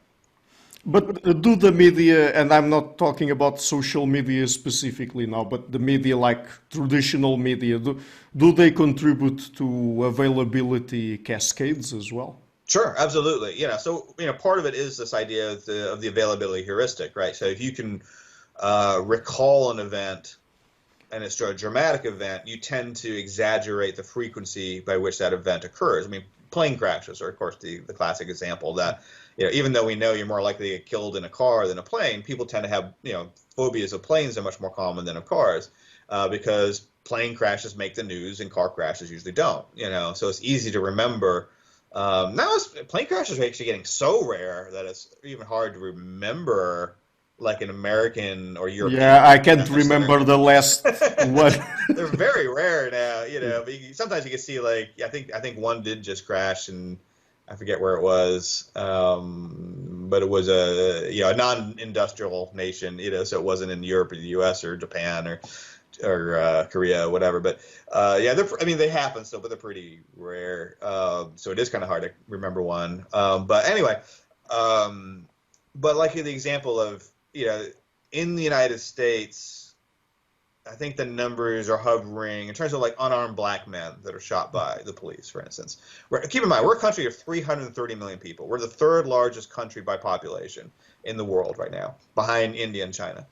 We have a lot of people, and there's a lot of people making a lot of contact with police. Every day, hundreds of thousands, maybe millions of contacts with police. Most of them minor, like traffic, but whatever. And so there are somewhere between, I think in 2020, the number was 4. I think probably, and of course that was the COVID year, so that might have driven the number down a little bit. But I think in a typical year, there's probably somewhere around 10 to 15 unarmed black men are shot by police. And they're tragic, they're horrible events, they should not happen. But they're rare. That's incredibly rare. There actually are more white men who are unarmed who are shot by police than black men. But what you see is that if let's say 12 unarmed black men are shot by police every year and 24 unarmed white men are shot by police every year, maybe those numbers are probably about right. That's for, if the news media want to cover it, that's one person every month that's getting national news attention, right? You're just keeping it in front of people's faces. It's only 12 people, but they keep hearing about it, so to everybody's mind, this is happening all the time. Another one? How could this possibly happen in a country of 330 million people? Yeah, I mean, even rare events are going to happen on a monthly basis. And if the news media don't cover the white guys who are getting shot by police, then it causes this perception that there's this constant stream of black men who are getting shot by police.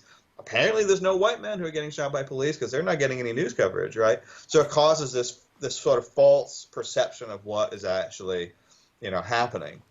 Again, there should be, we could say there should be 0 people of any race who are, mistakenly shot by police, So it's not an argument that we shouldn't have any police reform, but it is an argument that, news media develop narratives, and again, news media tend to be dominated by a certain class of individuals in the United States, at very least. So it's usually college-educated, people that come from relatively progressive and elite backgrounds, and there are very few people who went to community college who become New York Times journalists. It doesn't pay well, so you have to have some other source of income. In other words, your family, usually, to live in New York City and make $45,000 a year, writing for the New York Times or something of that sort.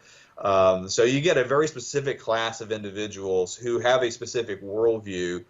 And, they write what they know, and so it's a group of people who took a lot of humanities classes, that are, they spent a lot of time with professors who are big into critical race theory and this sort of stuff. So that's what they heard, is that there's systemic racism everywhere. So that's what they publish.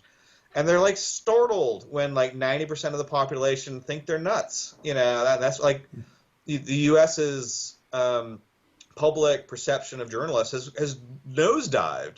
We know that they're nuts.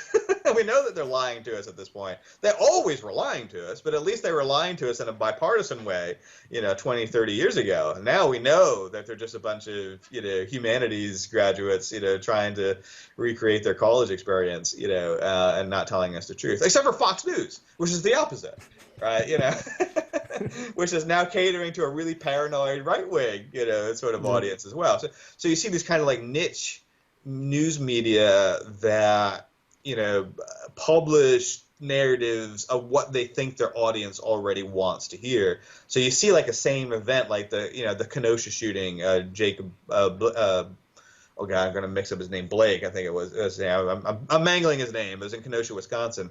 The dude went to his ex-girlfriend's house, who he was accused of raping, had her kids in the car, was going to take off with them, when the police showed up, he pulled a knife on them, was going to stab one of them, and of course they shot him. And then on the left, there was all the sort of narrative of, oh my God, I can't believe they shot another unarmed black man. He wasn't an unarmed black guy. He had a knife. He was trying to stab the police officers. That's you get shot when you do that. It's not a mystery. And of course on the right, there's all this, like, what was the guy's name? I can't remember his. My name recognition is terrible. But the dude who showed up with the AR-15, the young guy, and shot a couple other white guys. And they're like, he's a hero. He's a hero. He's protecting businesses. Like, he's a doofus. He shouldn't have been there. I don't think he's a racist necessarily, but he's an idiot. And so you do see these narratives pick up on either side, and rather than saying this is a group of like desperately misinformed people, like that nobody on either side should have been rioting in Kenosha necessarily over an actual criminal getting shot by police. So I think that news media plays some role. I mean, I think what's not sure is it causal? In other words, would everything be hunky-dory if it only weren't for news media sort of promoting these narratives? Or is it a mirror? In other words, are they simply reflecting their audiences? Are they just sort of telling people what they want to hear? And I don't know that news media – I have a lot of critiques of news media, so this is not a defense of them. I think they're terrible. But I don't know that they're the main causal agent. I mean, my suspicion, honestly, is that changes in education probably are the biggest problem we've had in the U.S. In the last couple of decades, both at the K-12 and university level. Social media may play some role in there, not in the sense of like how people are talking about it in terms of mental health, but I think social media does tend to amplify the most extreme views, which makes them sound like consensus views when they're not. And I think companies and politicians then cater to that, not realizing it. Like I said, in 2020, after George Floyd was murdered, that there was all like you saw like the Democratic Congress people with the kente cloth, kneeling in the Capitol. And now looking 3 years later, looking at it, it's such a cringe moment. It looks so bad. It's so cliche and awful, and it was based on so much misinformation. But at the time, they just kind of catered to that narrative because, like, the loudest people seem to want that kind of supplicant kind of gesture that now looks ridiculous. And I think that's kind of how it happens with social media is that people just seem to think that the loudest voices are representing the average person, which they don't. So I think it's complicated. I mean, I don't think we can blame it necessarily all on news media. I think they have a role to play. At very least, they're missing an opportunity to push back against bad narratives. CNN could talk about white dudes who get shot by cops if they wanted. Nothing's stopping them, right? You know what I mean? They could inform the masses that this happens to other groups, like it happens to Asians, it happens to Latinos too. But nobody gets coverage unless they're black. And we should pay attention to black men who are shot by police, but we should also pay attention to white men or Latino men or Asian men that are shot by police too. But we don't, so I think there is a missed opportunity there, but I think it's complicated, right? I think it is about who holds institutional power, and in the United States right now, as much as they like to complain about power, it's progressives.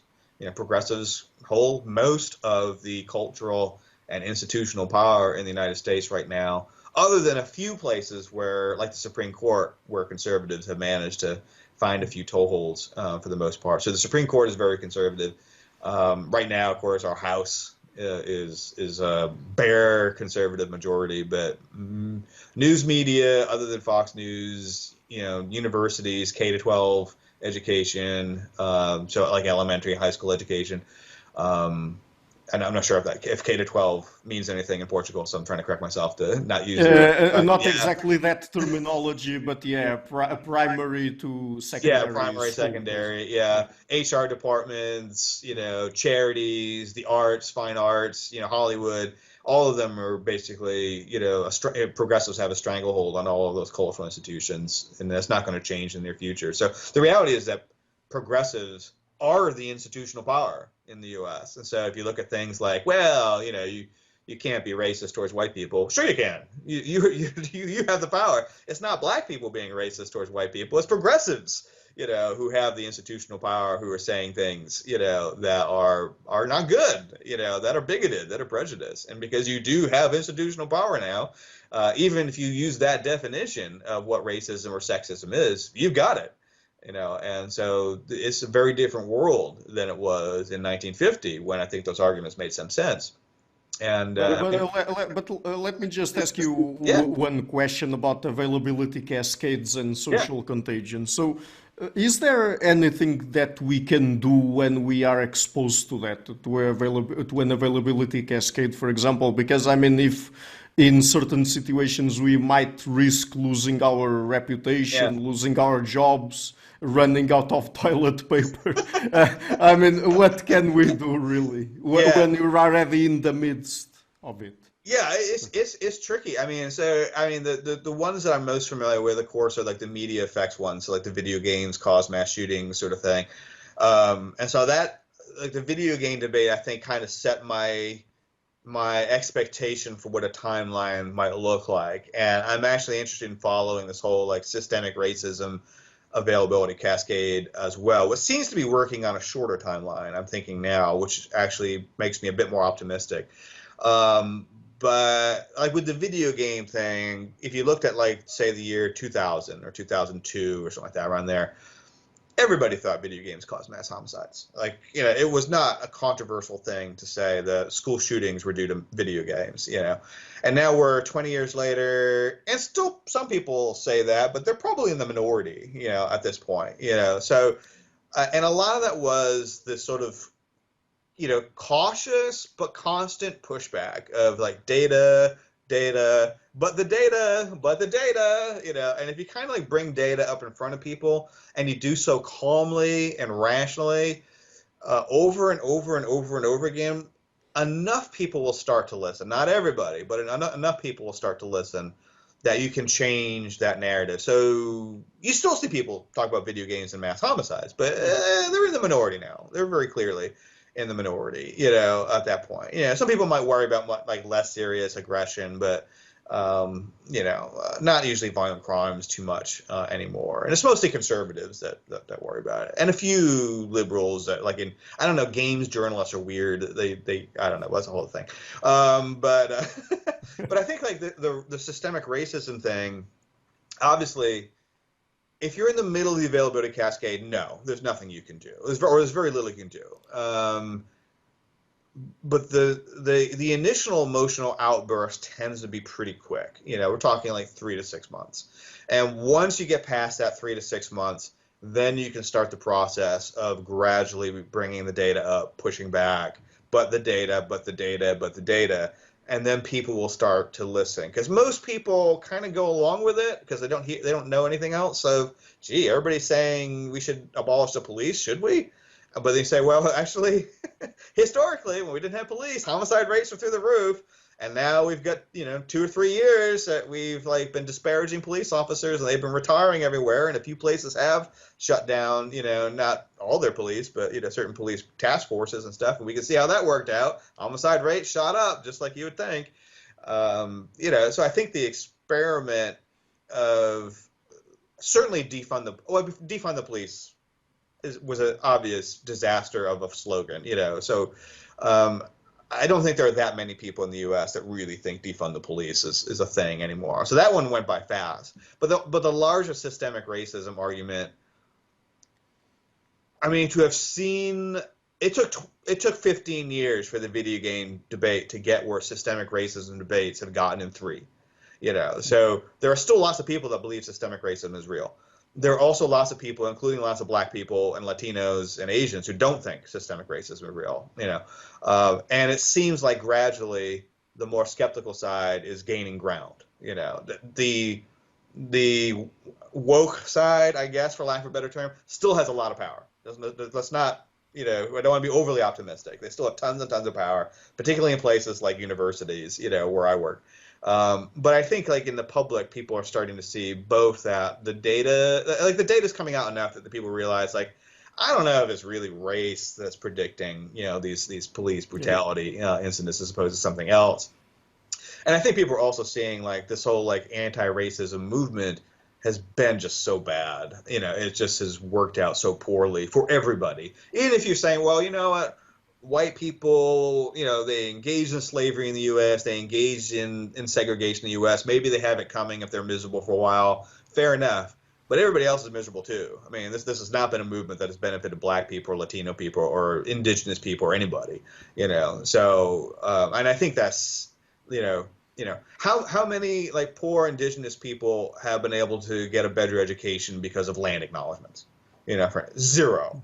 It's not a useful approach, for the most part. So, and I think people are becoming alert to this. That this is a movement that is for elite people. This is for the managerial class, and it does nothing to help poor Black people. It does nothing to help poor indigenous people. It does nothing to help poor Latinos. It does nothing to help poor white people. It does nothing to help poor Asian people. So we need to do something different, whether that's return to colorblindness or something new. I'm open to that, but it should be evidence based, and I think.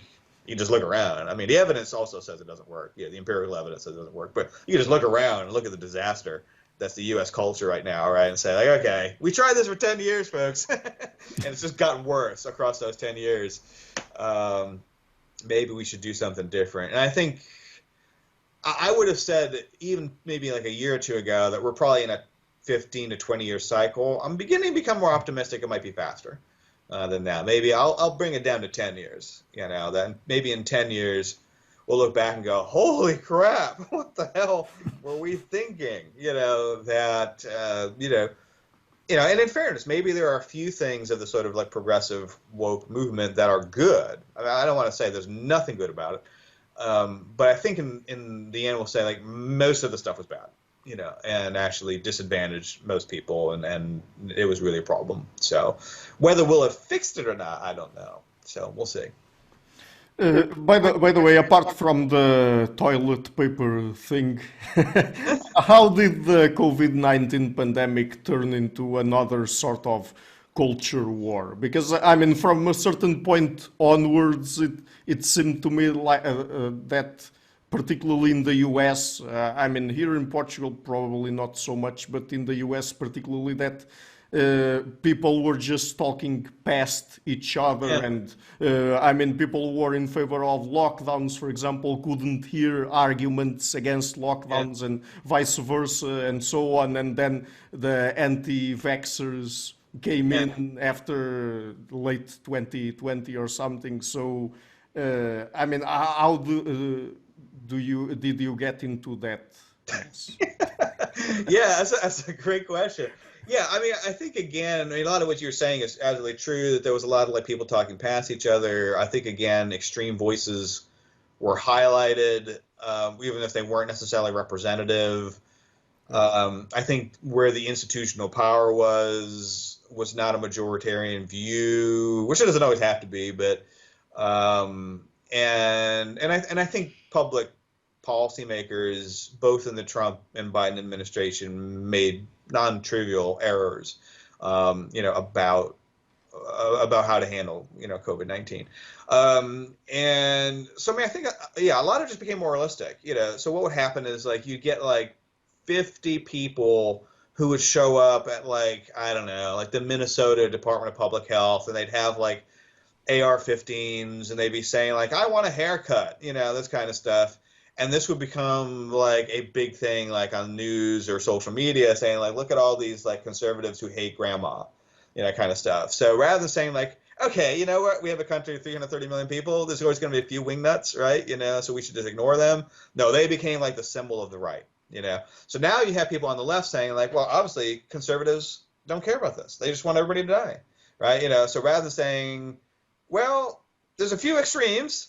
There's also maybe a larger group of conservatives who don't want to die from COVID, but also are worried about like their business, right? And that's not unreasonable to be worried about you having no income at this point because your business has to close, for an indeterminate number of months, as far as people know.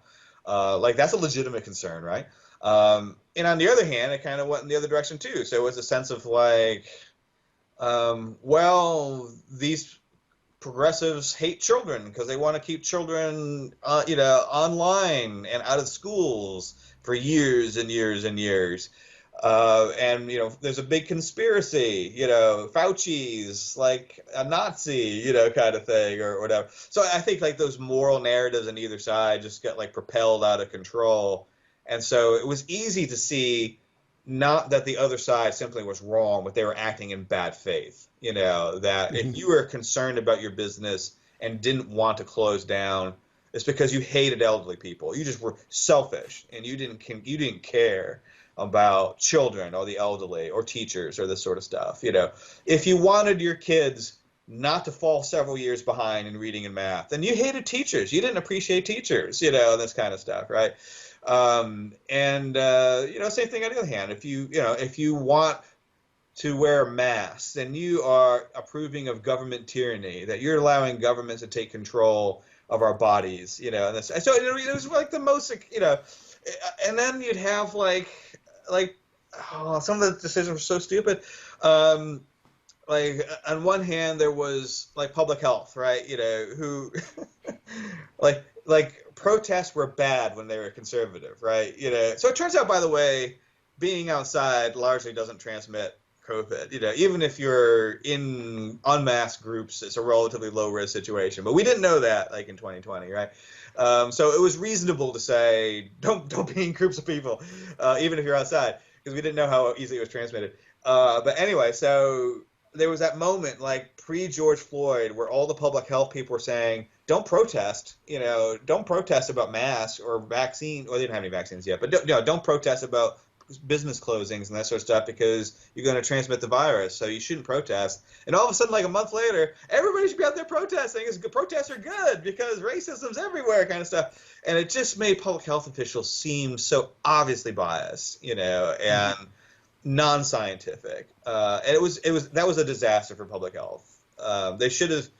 They were probably right, at least with what we knew in 2020, that protests were bad, and they should have just said protests were bad.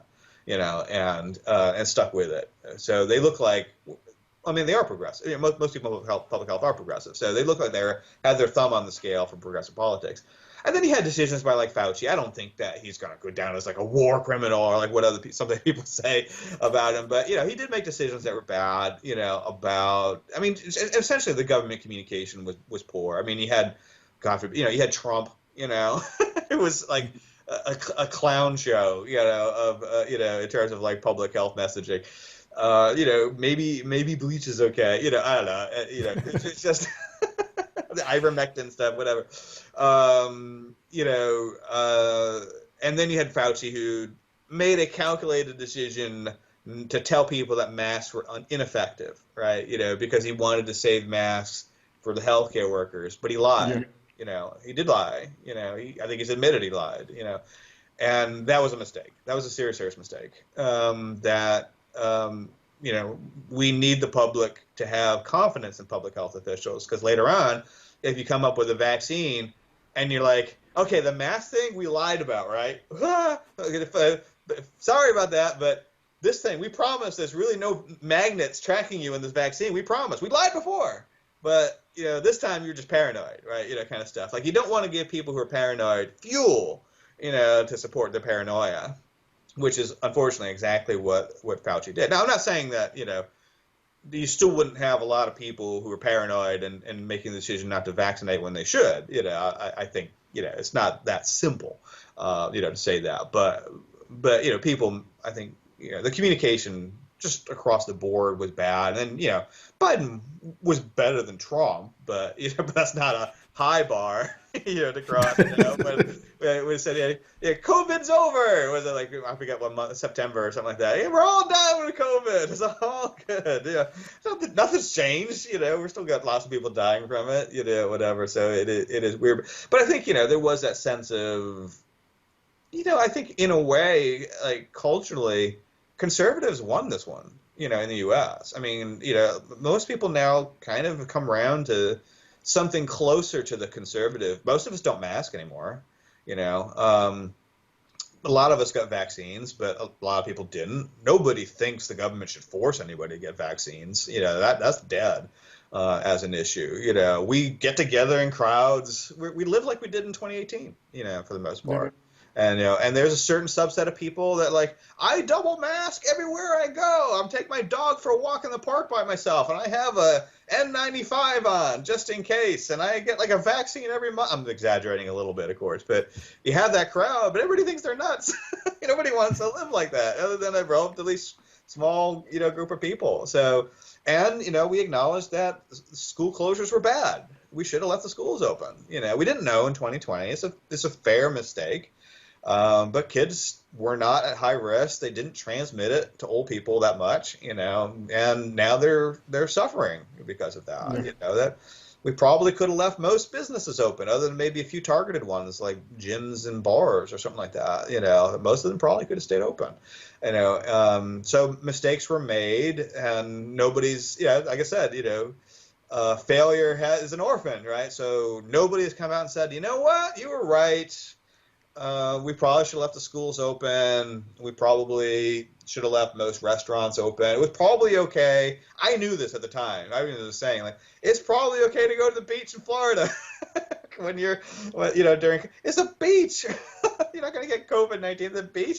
We have literally thousands of miles of beach. You could just go to another part of the beach if you don't want to be around people. We're not at the shortage of beaches. Just don't go to Daytona if you're worried about crowds. Yeah. We got lots of other ones where there's nobody. There's literally nobody on the beach. It's your beach.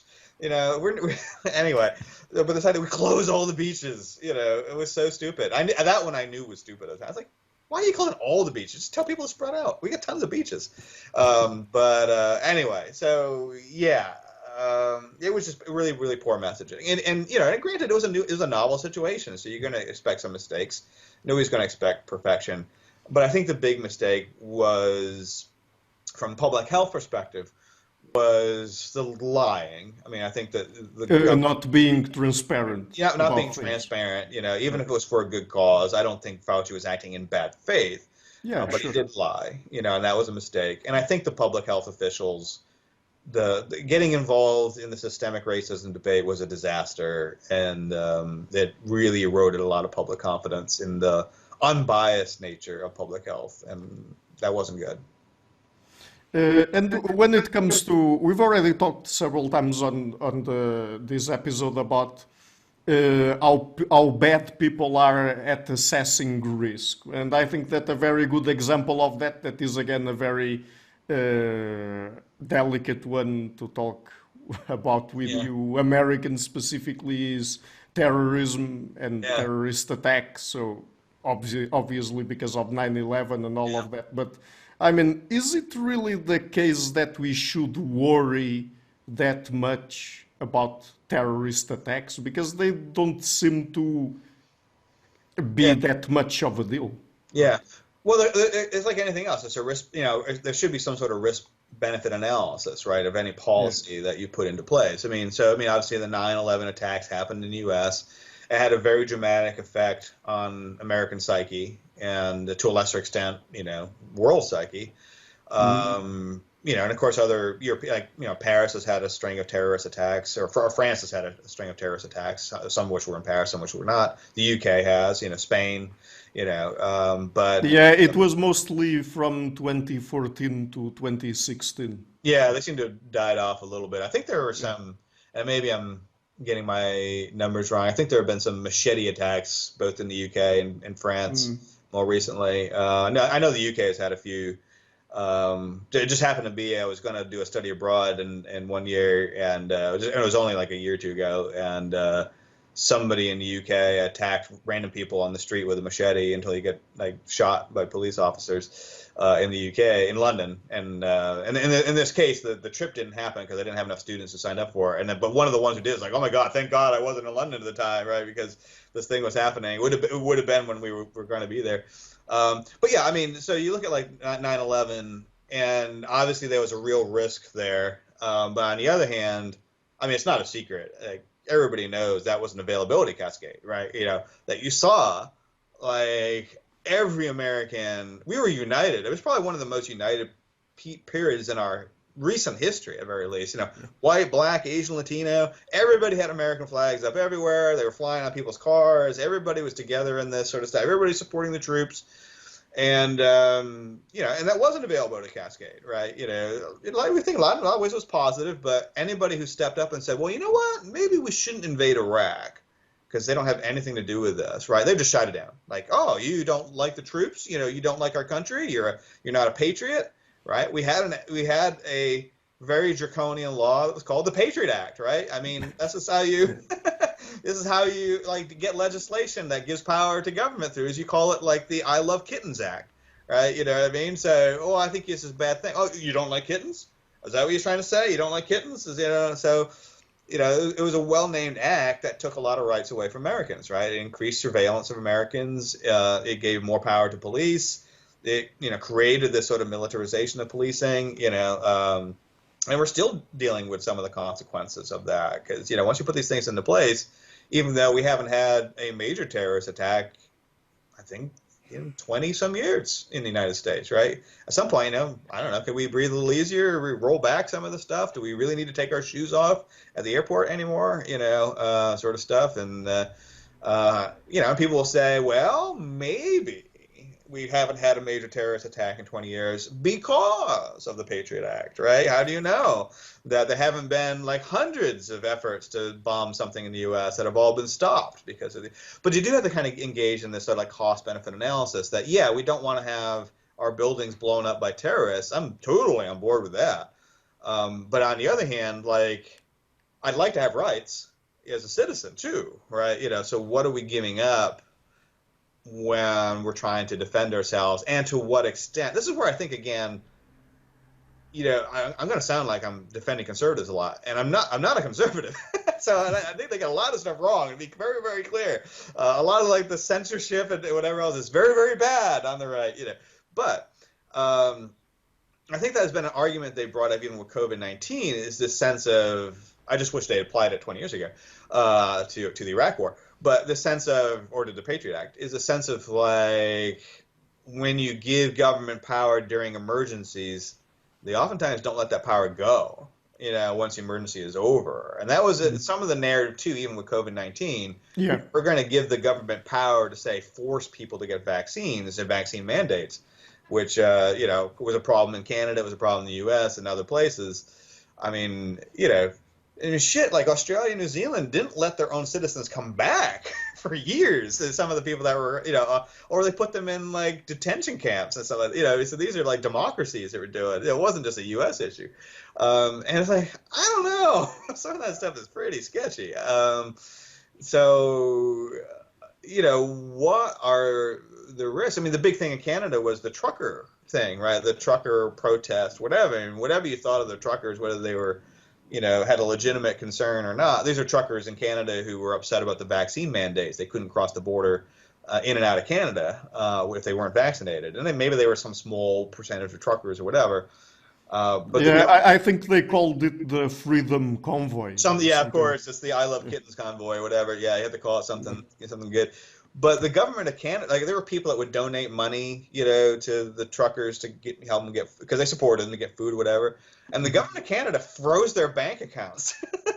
I mean, shit. I mean, that's crazy shit. I mean, pardon my language. I mean, so, wow. I mean, I'm not saying I support shutting down Ottawa necessarily. I mean, I would probably be pretty annoyed if I lived in Ottawa.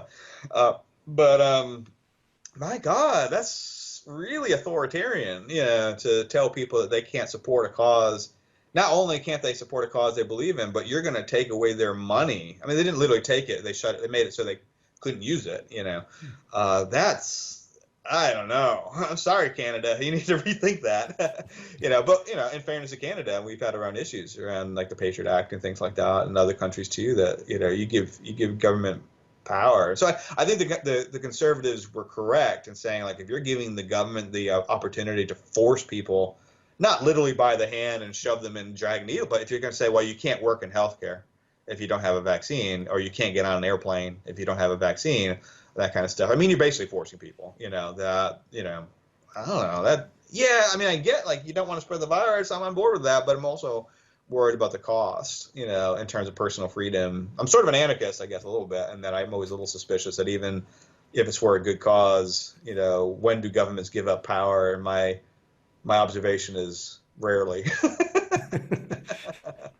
Yeah, but when it comes to terrorism specifically, but violence more generally, of course, we've also talked here, and particularly in our first interview, about Yeah. the causal relationship people establish between different kinds of technology, like video games and violent movies, whatever, and violence. And we've already established that there's not good enough evidence to really say that that's a thing. But what do we know about what really causes violence? People cause it. Yeah. No, yeah, but I mean the factors like social, Yeah. economic, whatever. Sure. Yeah. I mean, so basically, humans are innately violent. That's why it sounded like it was an off-the-cuff thing, but it really is true that we're a violent species. We've evolved to be physically aggressive, and particularly males towards each other. So you think about like, women tend to select their mates based on status and oftentimes a sense of protectiveness. That's still a thing, that women on average prefer a mate they think is protective versus one that is not, more so than men do, where that's just not as a big a deal. Who are the women thinking the male is going to protect them from?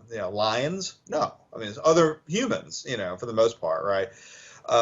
So we have evolved this capacity. So what's happened that's been brilliant is in the last 150 years is we've seen a massive decline in interpersonal violence, unprecedented in human history. At every other place on the planet, every other society, at any other time in history, whether you're talking about Europeans or American Indians or Asians or Africans, people were incredibly violent. War, genocide, what we call colonization, slavery, mistreatment of women was widespread everywhere, all over the planet. It was just what everybody did. It was not like a cultural thing, And now we have like modern day Sweden, right?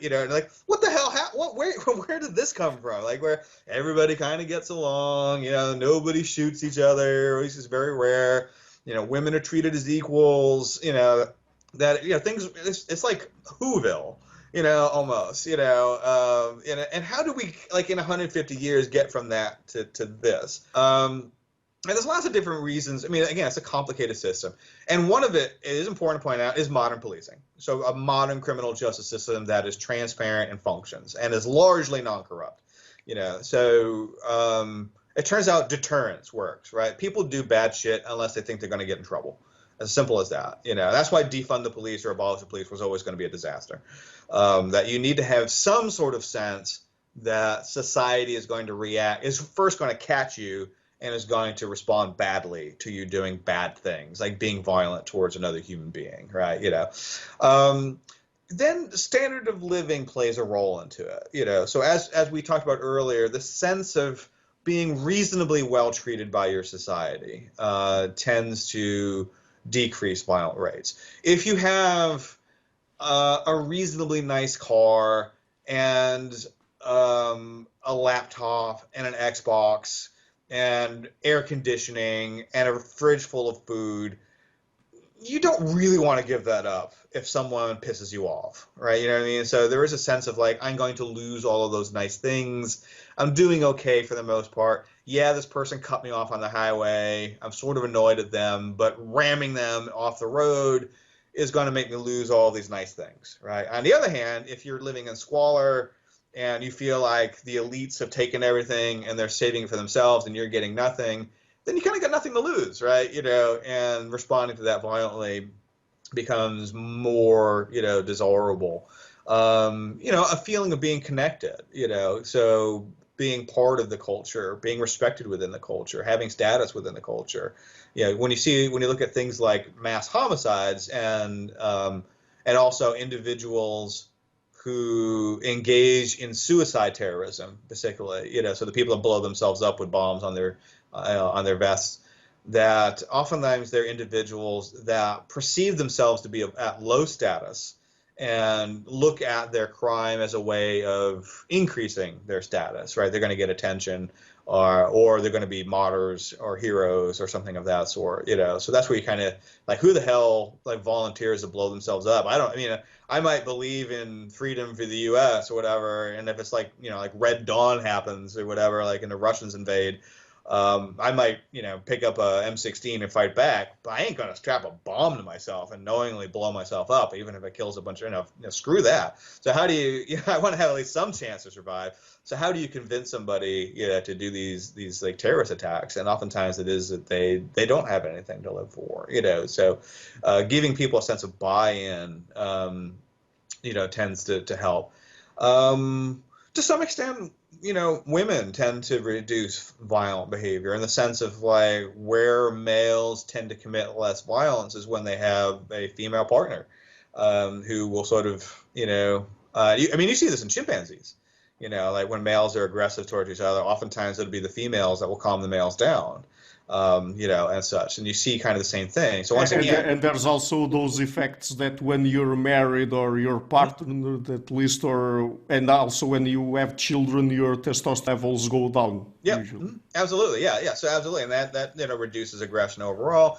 You know, the more stress you're under, that increases aggression. You know, mental health problems of certain types of mental health problems increase the risk. Yeah. By the way, touching on that particular subject, the relationship between mental health issues and violence and crime, because this is something that many people get upset about when that, I think we can call it a fact, is mentioned that. Yeah.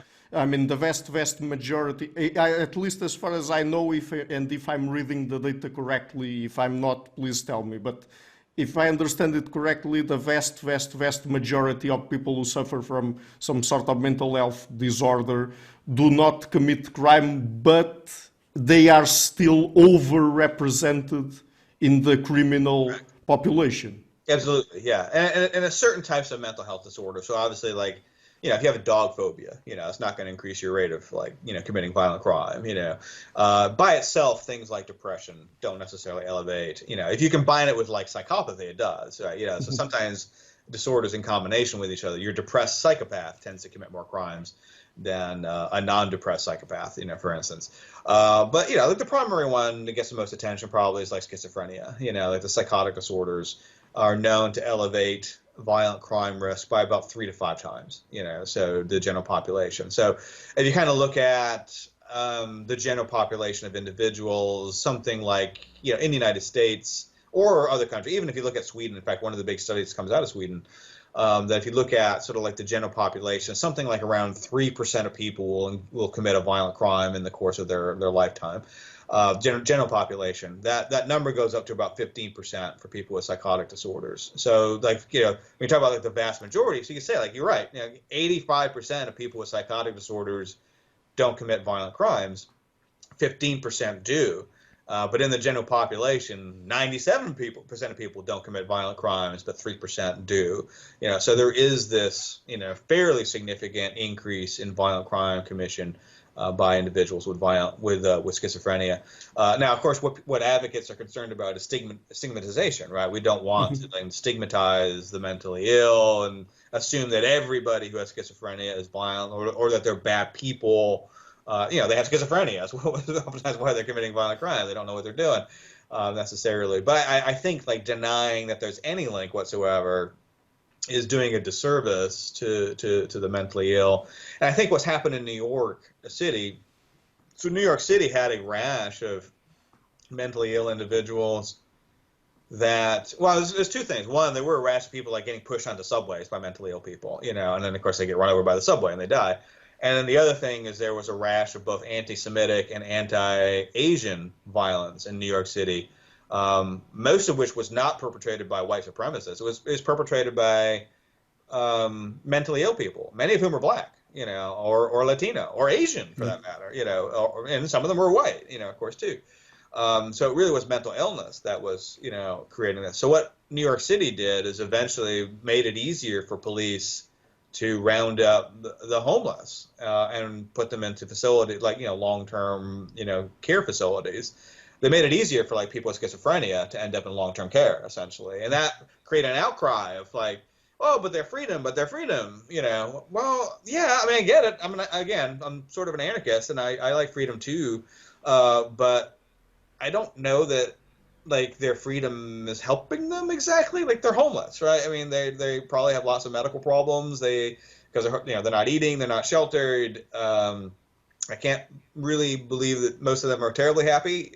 So maybe, yeah, we want to be aware of freedom issues and autonomy, but also we don't want to leave people on the street.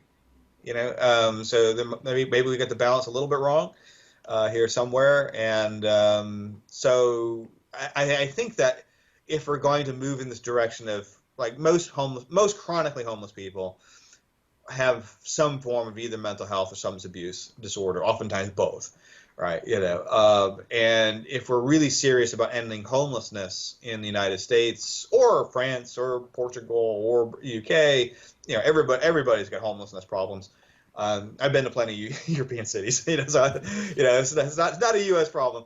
And if we're really serious of ending it, we're really going to have to return to some kind of long-term asylum system is the reality of it, which means you're going to have to get taxpayers to pay for it, right? So it's going to be more taxes. And if you tell people mentally ill people are harmless and we just want to take care of them, most people don't want to pay taxes for that is the reality, right? Well, they should get themselves up by their bootstraps or whatever the cliche is. If you say, most homeless people are harmless, but some of them are not, and we don't know who's who, and they do have a role in violent crime, which means that if you pay taxes, you'll have less crime. There's a benefit for you. More people will pay, right? Because people are kind of inherently selfish, right? And that's just the reality of it. So I think that we're actually doing a disservice to the mentally ill by pretending there's no link whatsoever. Where being honest about that link may actually increase public support for long-term care for the mentally ill, particularly in inpatient facilities, which I think is what some of these individuals are going to need long-term. Mm-hmm.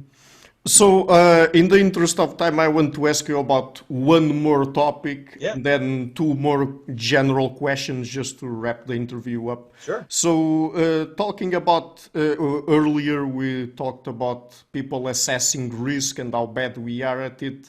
But when it comes to terrorism, probably we overestimate the risk, but there are other things where it seems, at least according to the best science we have, that we might be underestimating its risk, like, for example, climate change. So what do you think is the issue here, and what do you think, for example, when it comes to their discourse, what environmentalists and climate change deniers are getting wrong?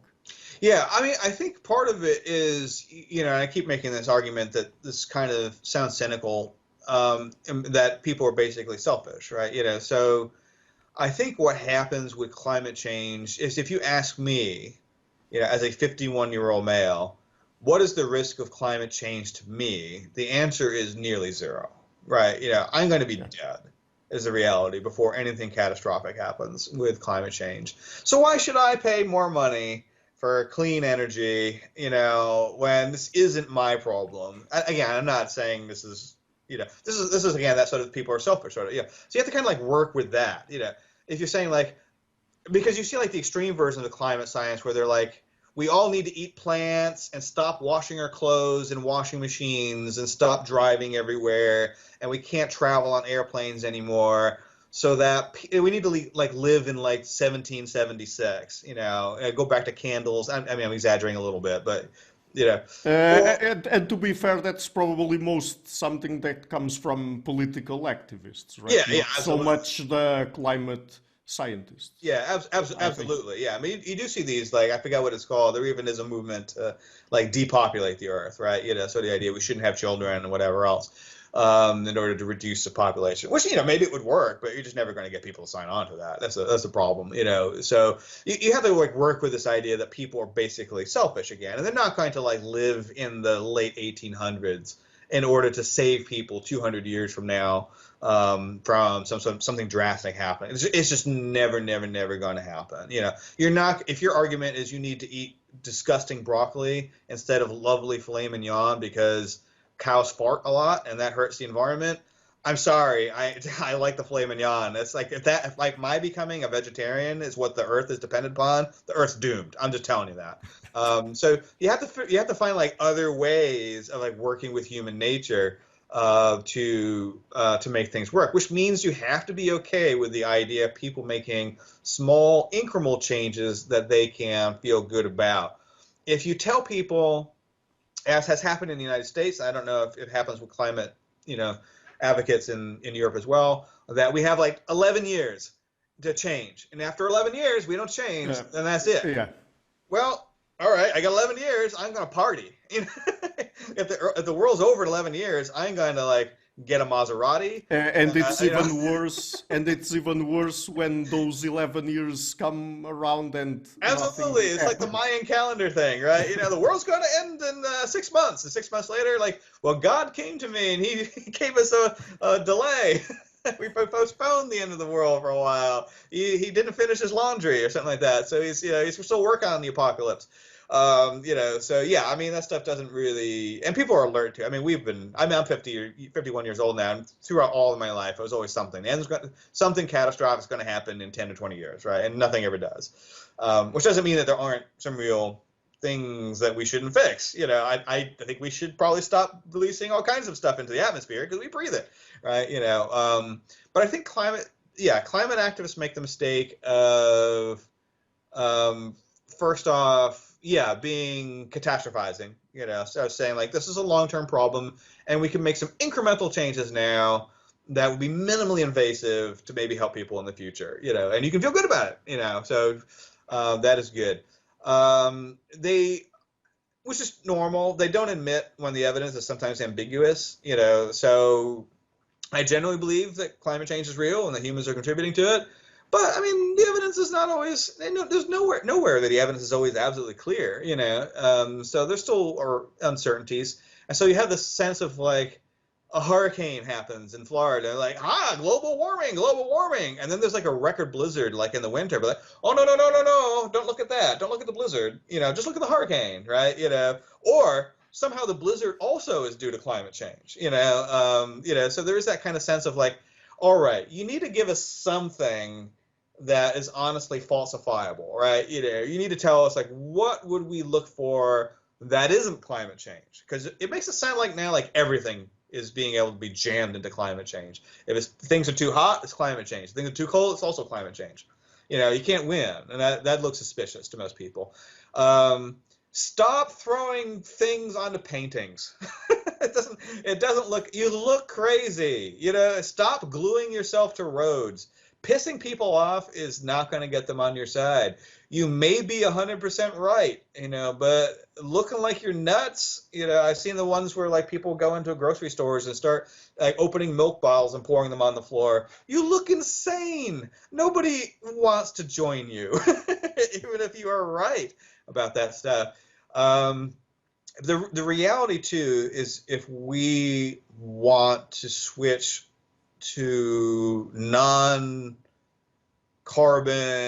emitting energy, is that environmentalists are just going to have to embrace nuclear power, and it's just not like wind and solar are nice, but they're nowhere near what's going to be required to shift most, But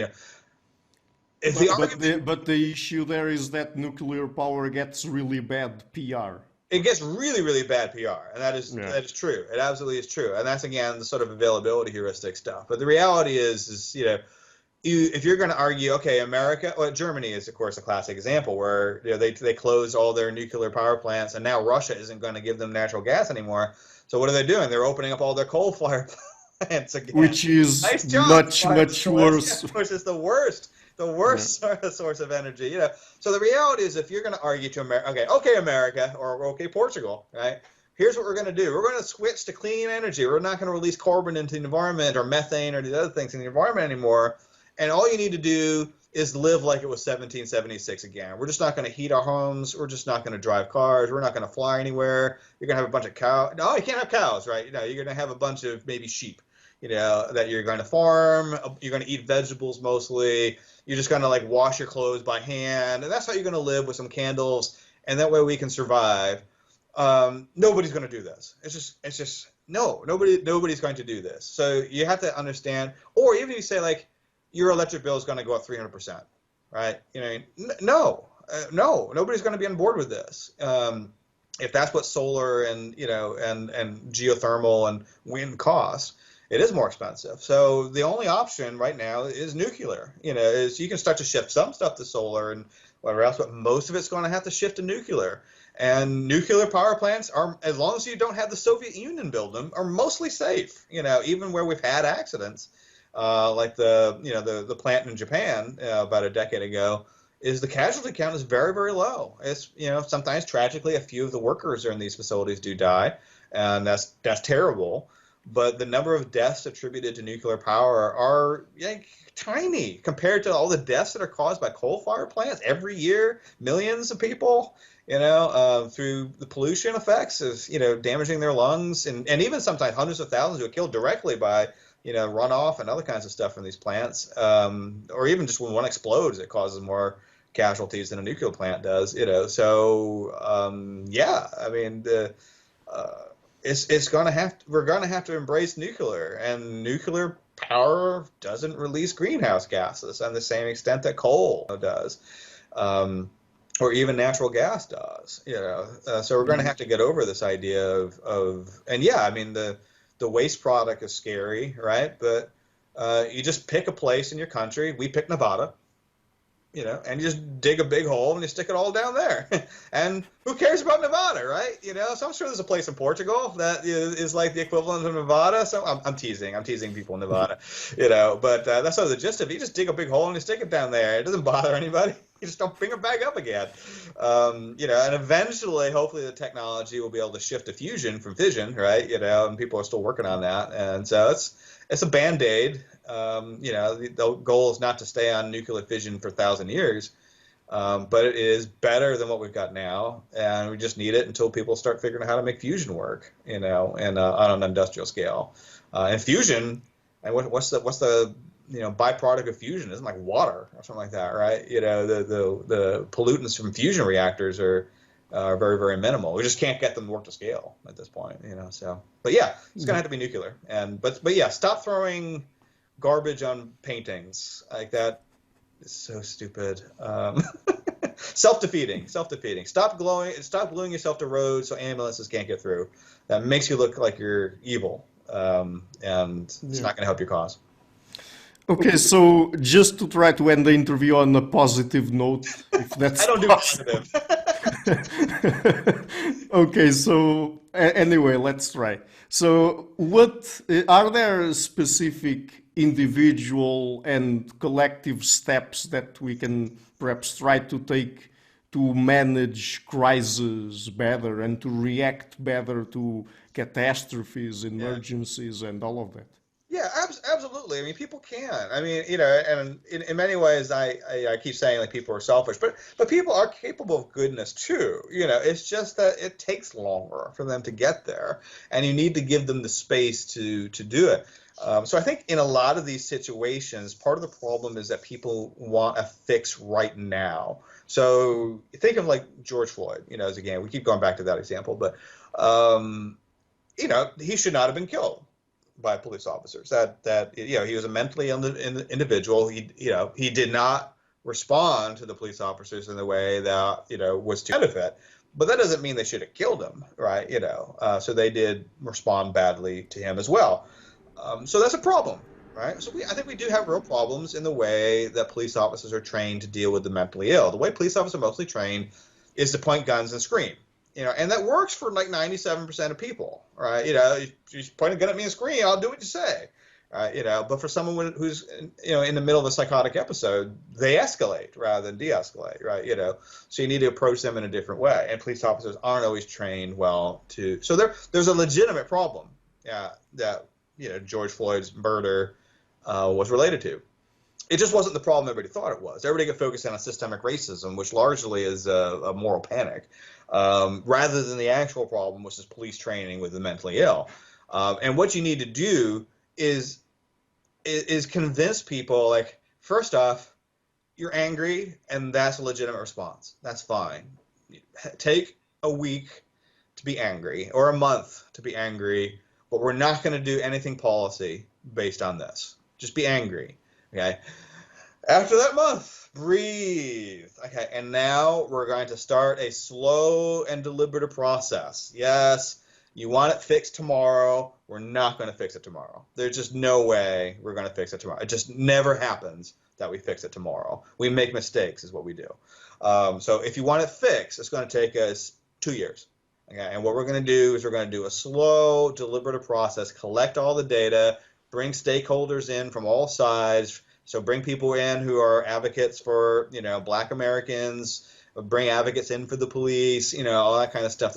Bring in data scientists who have access to the data and go through, have the 12th person there who's always, whose job it is to poke holes in the consensus and go through a deliberate process and try to figure out how to fix this problem.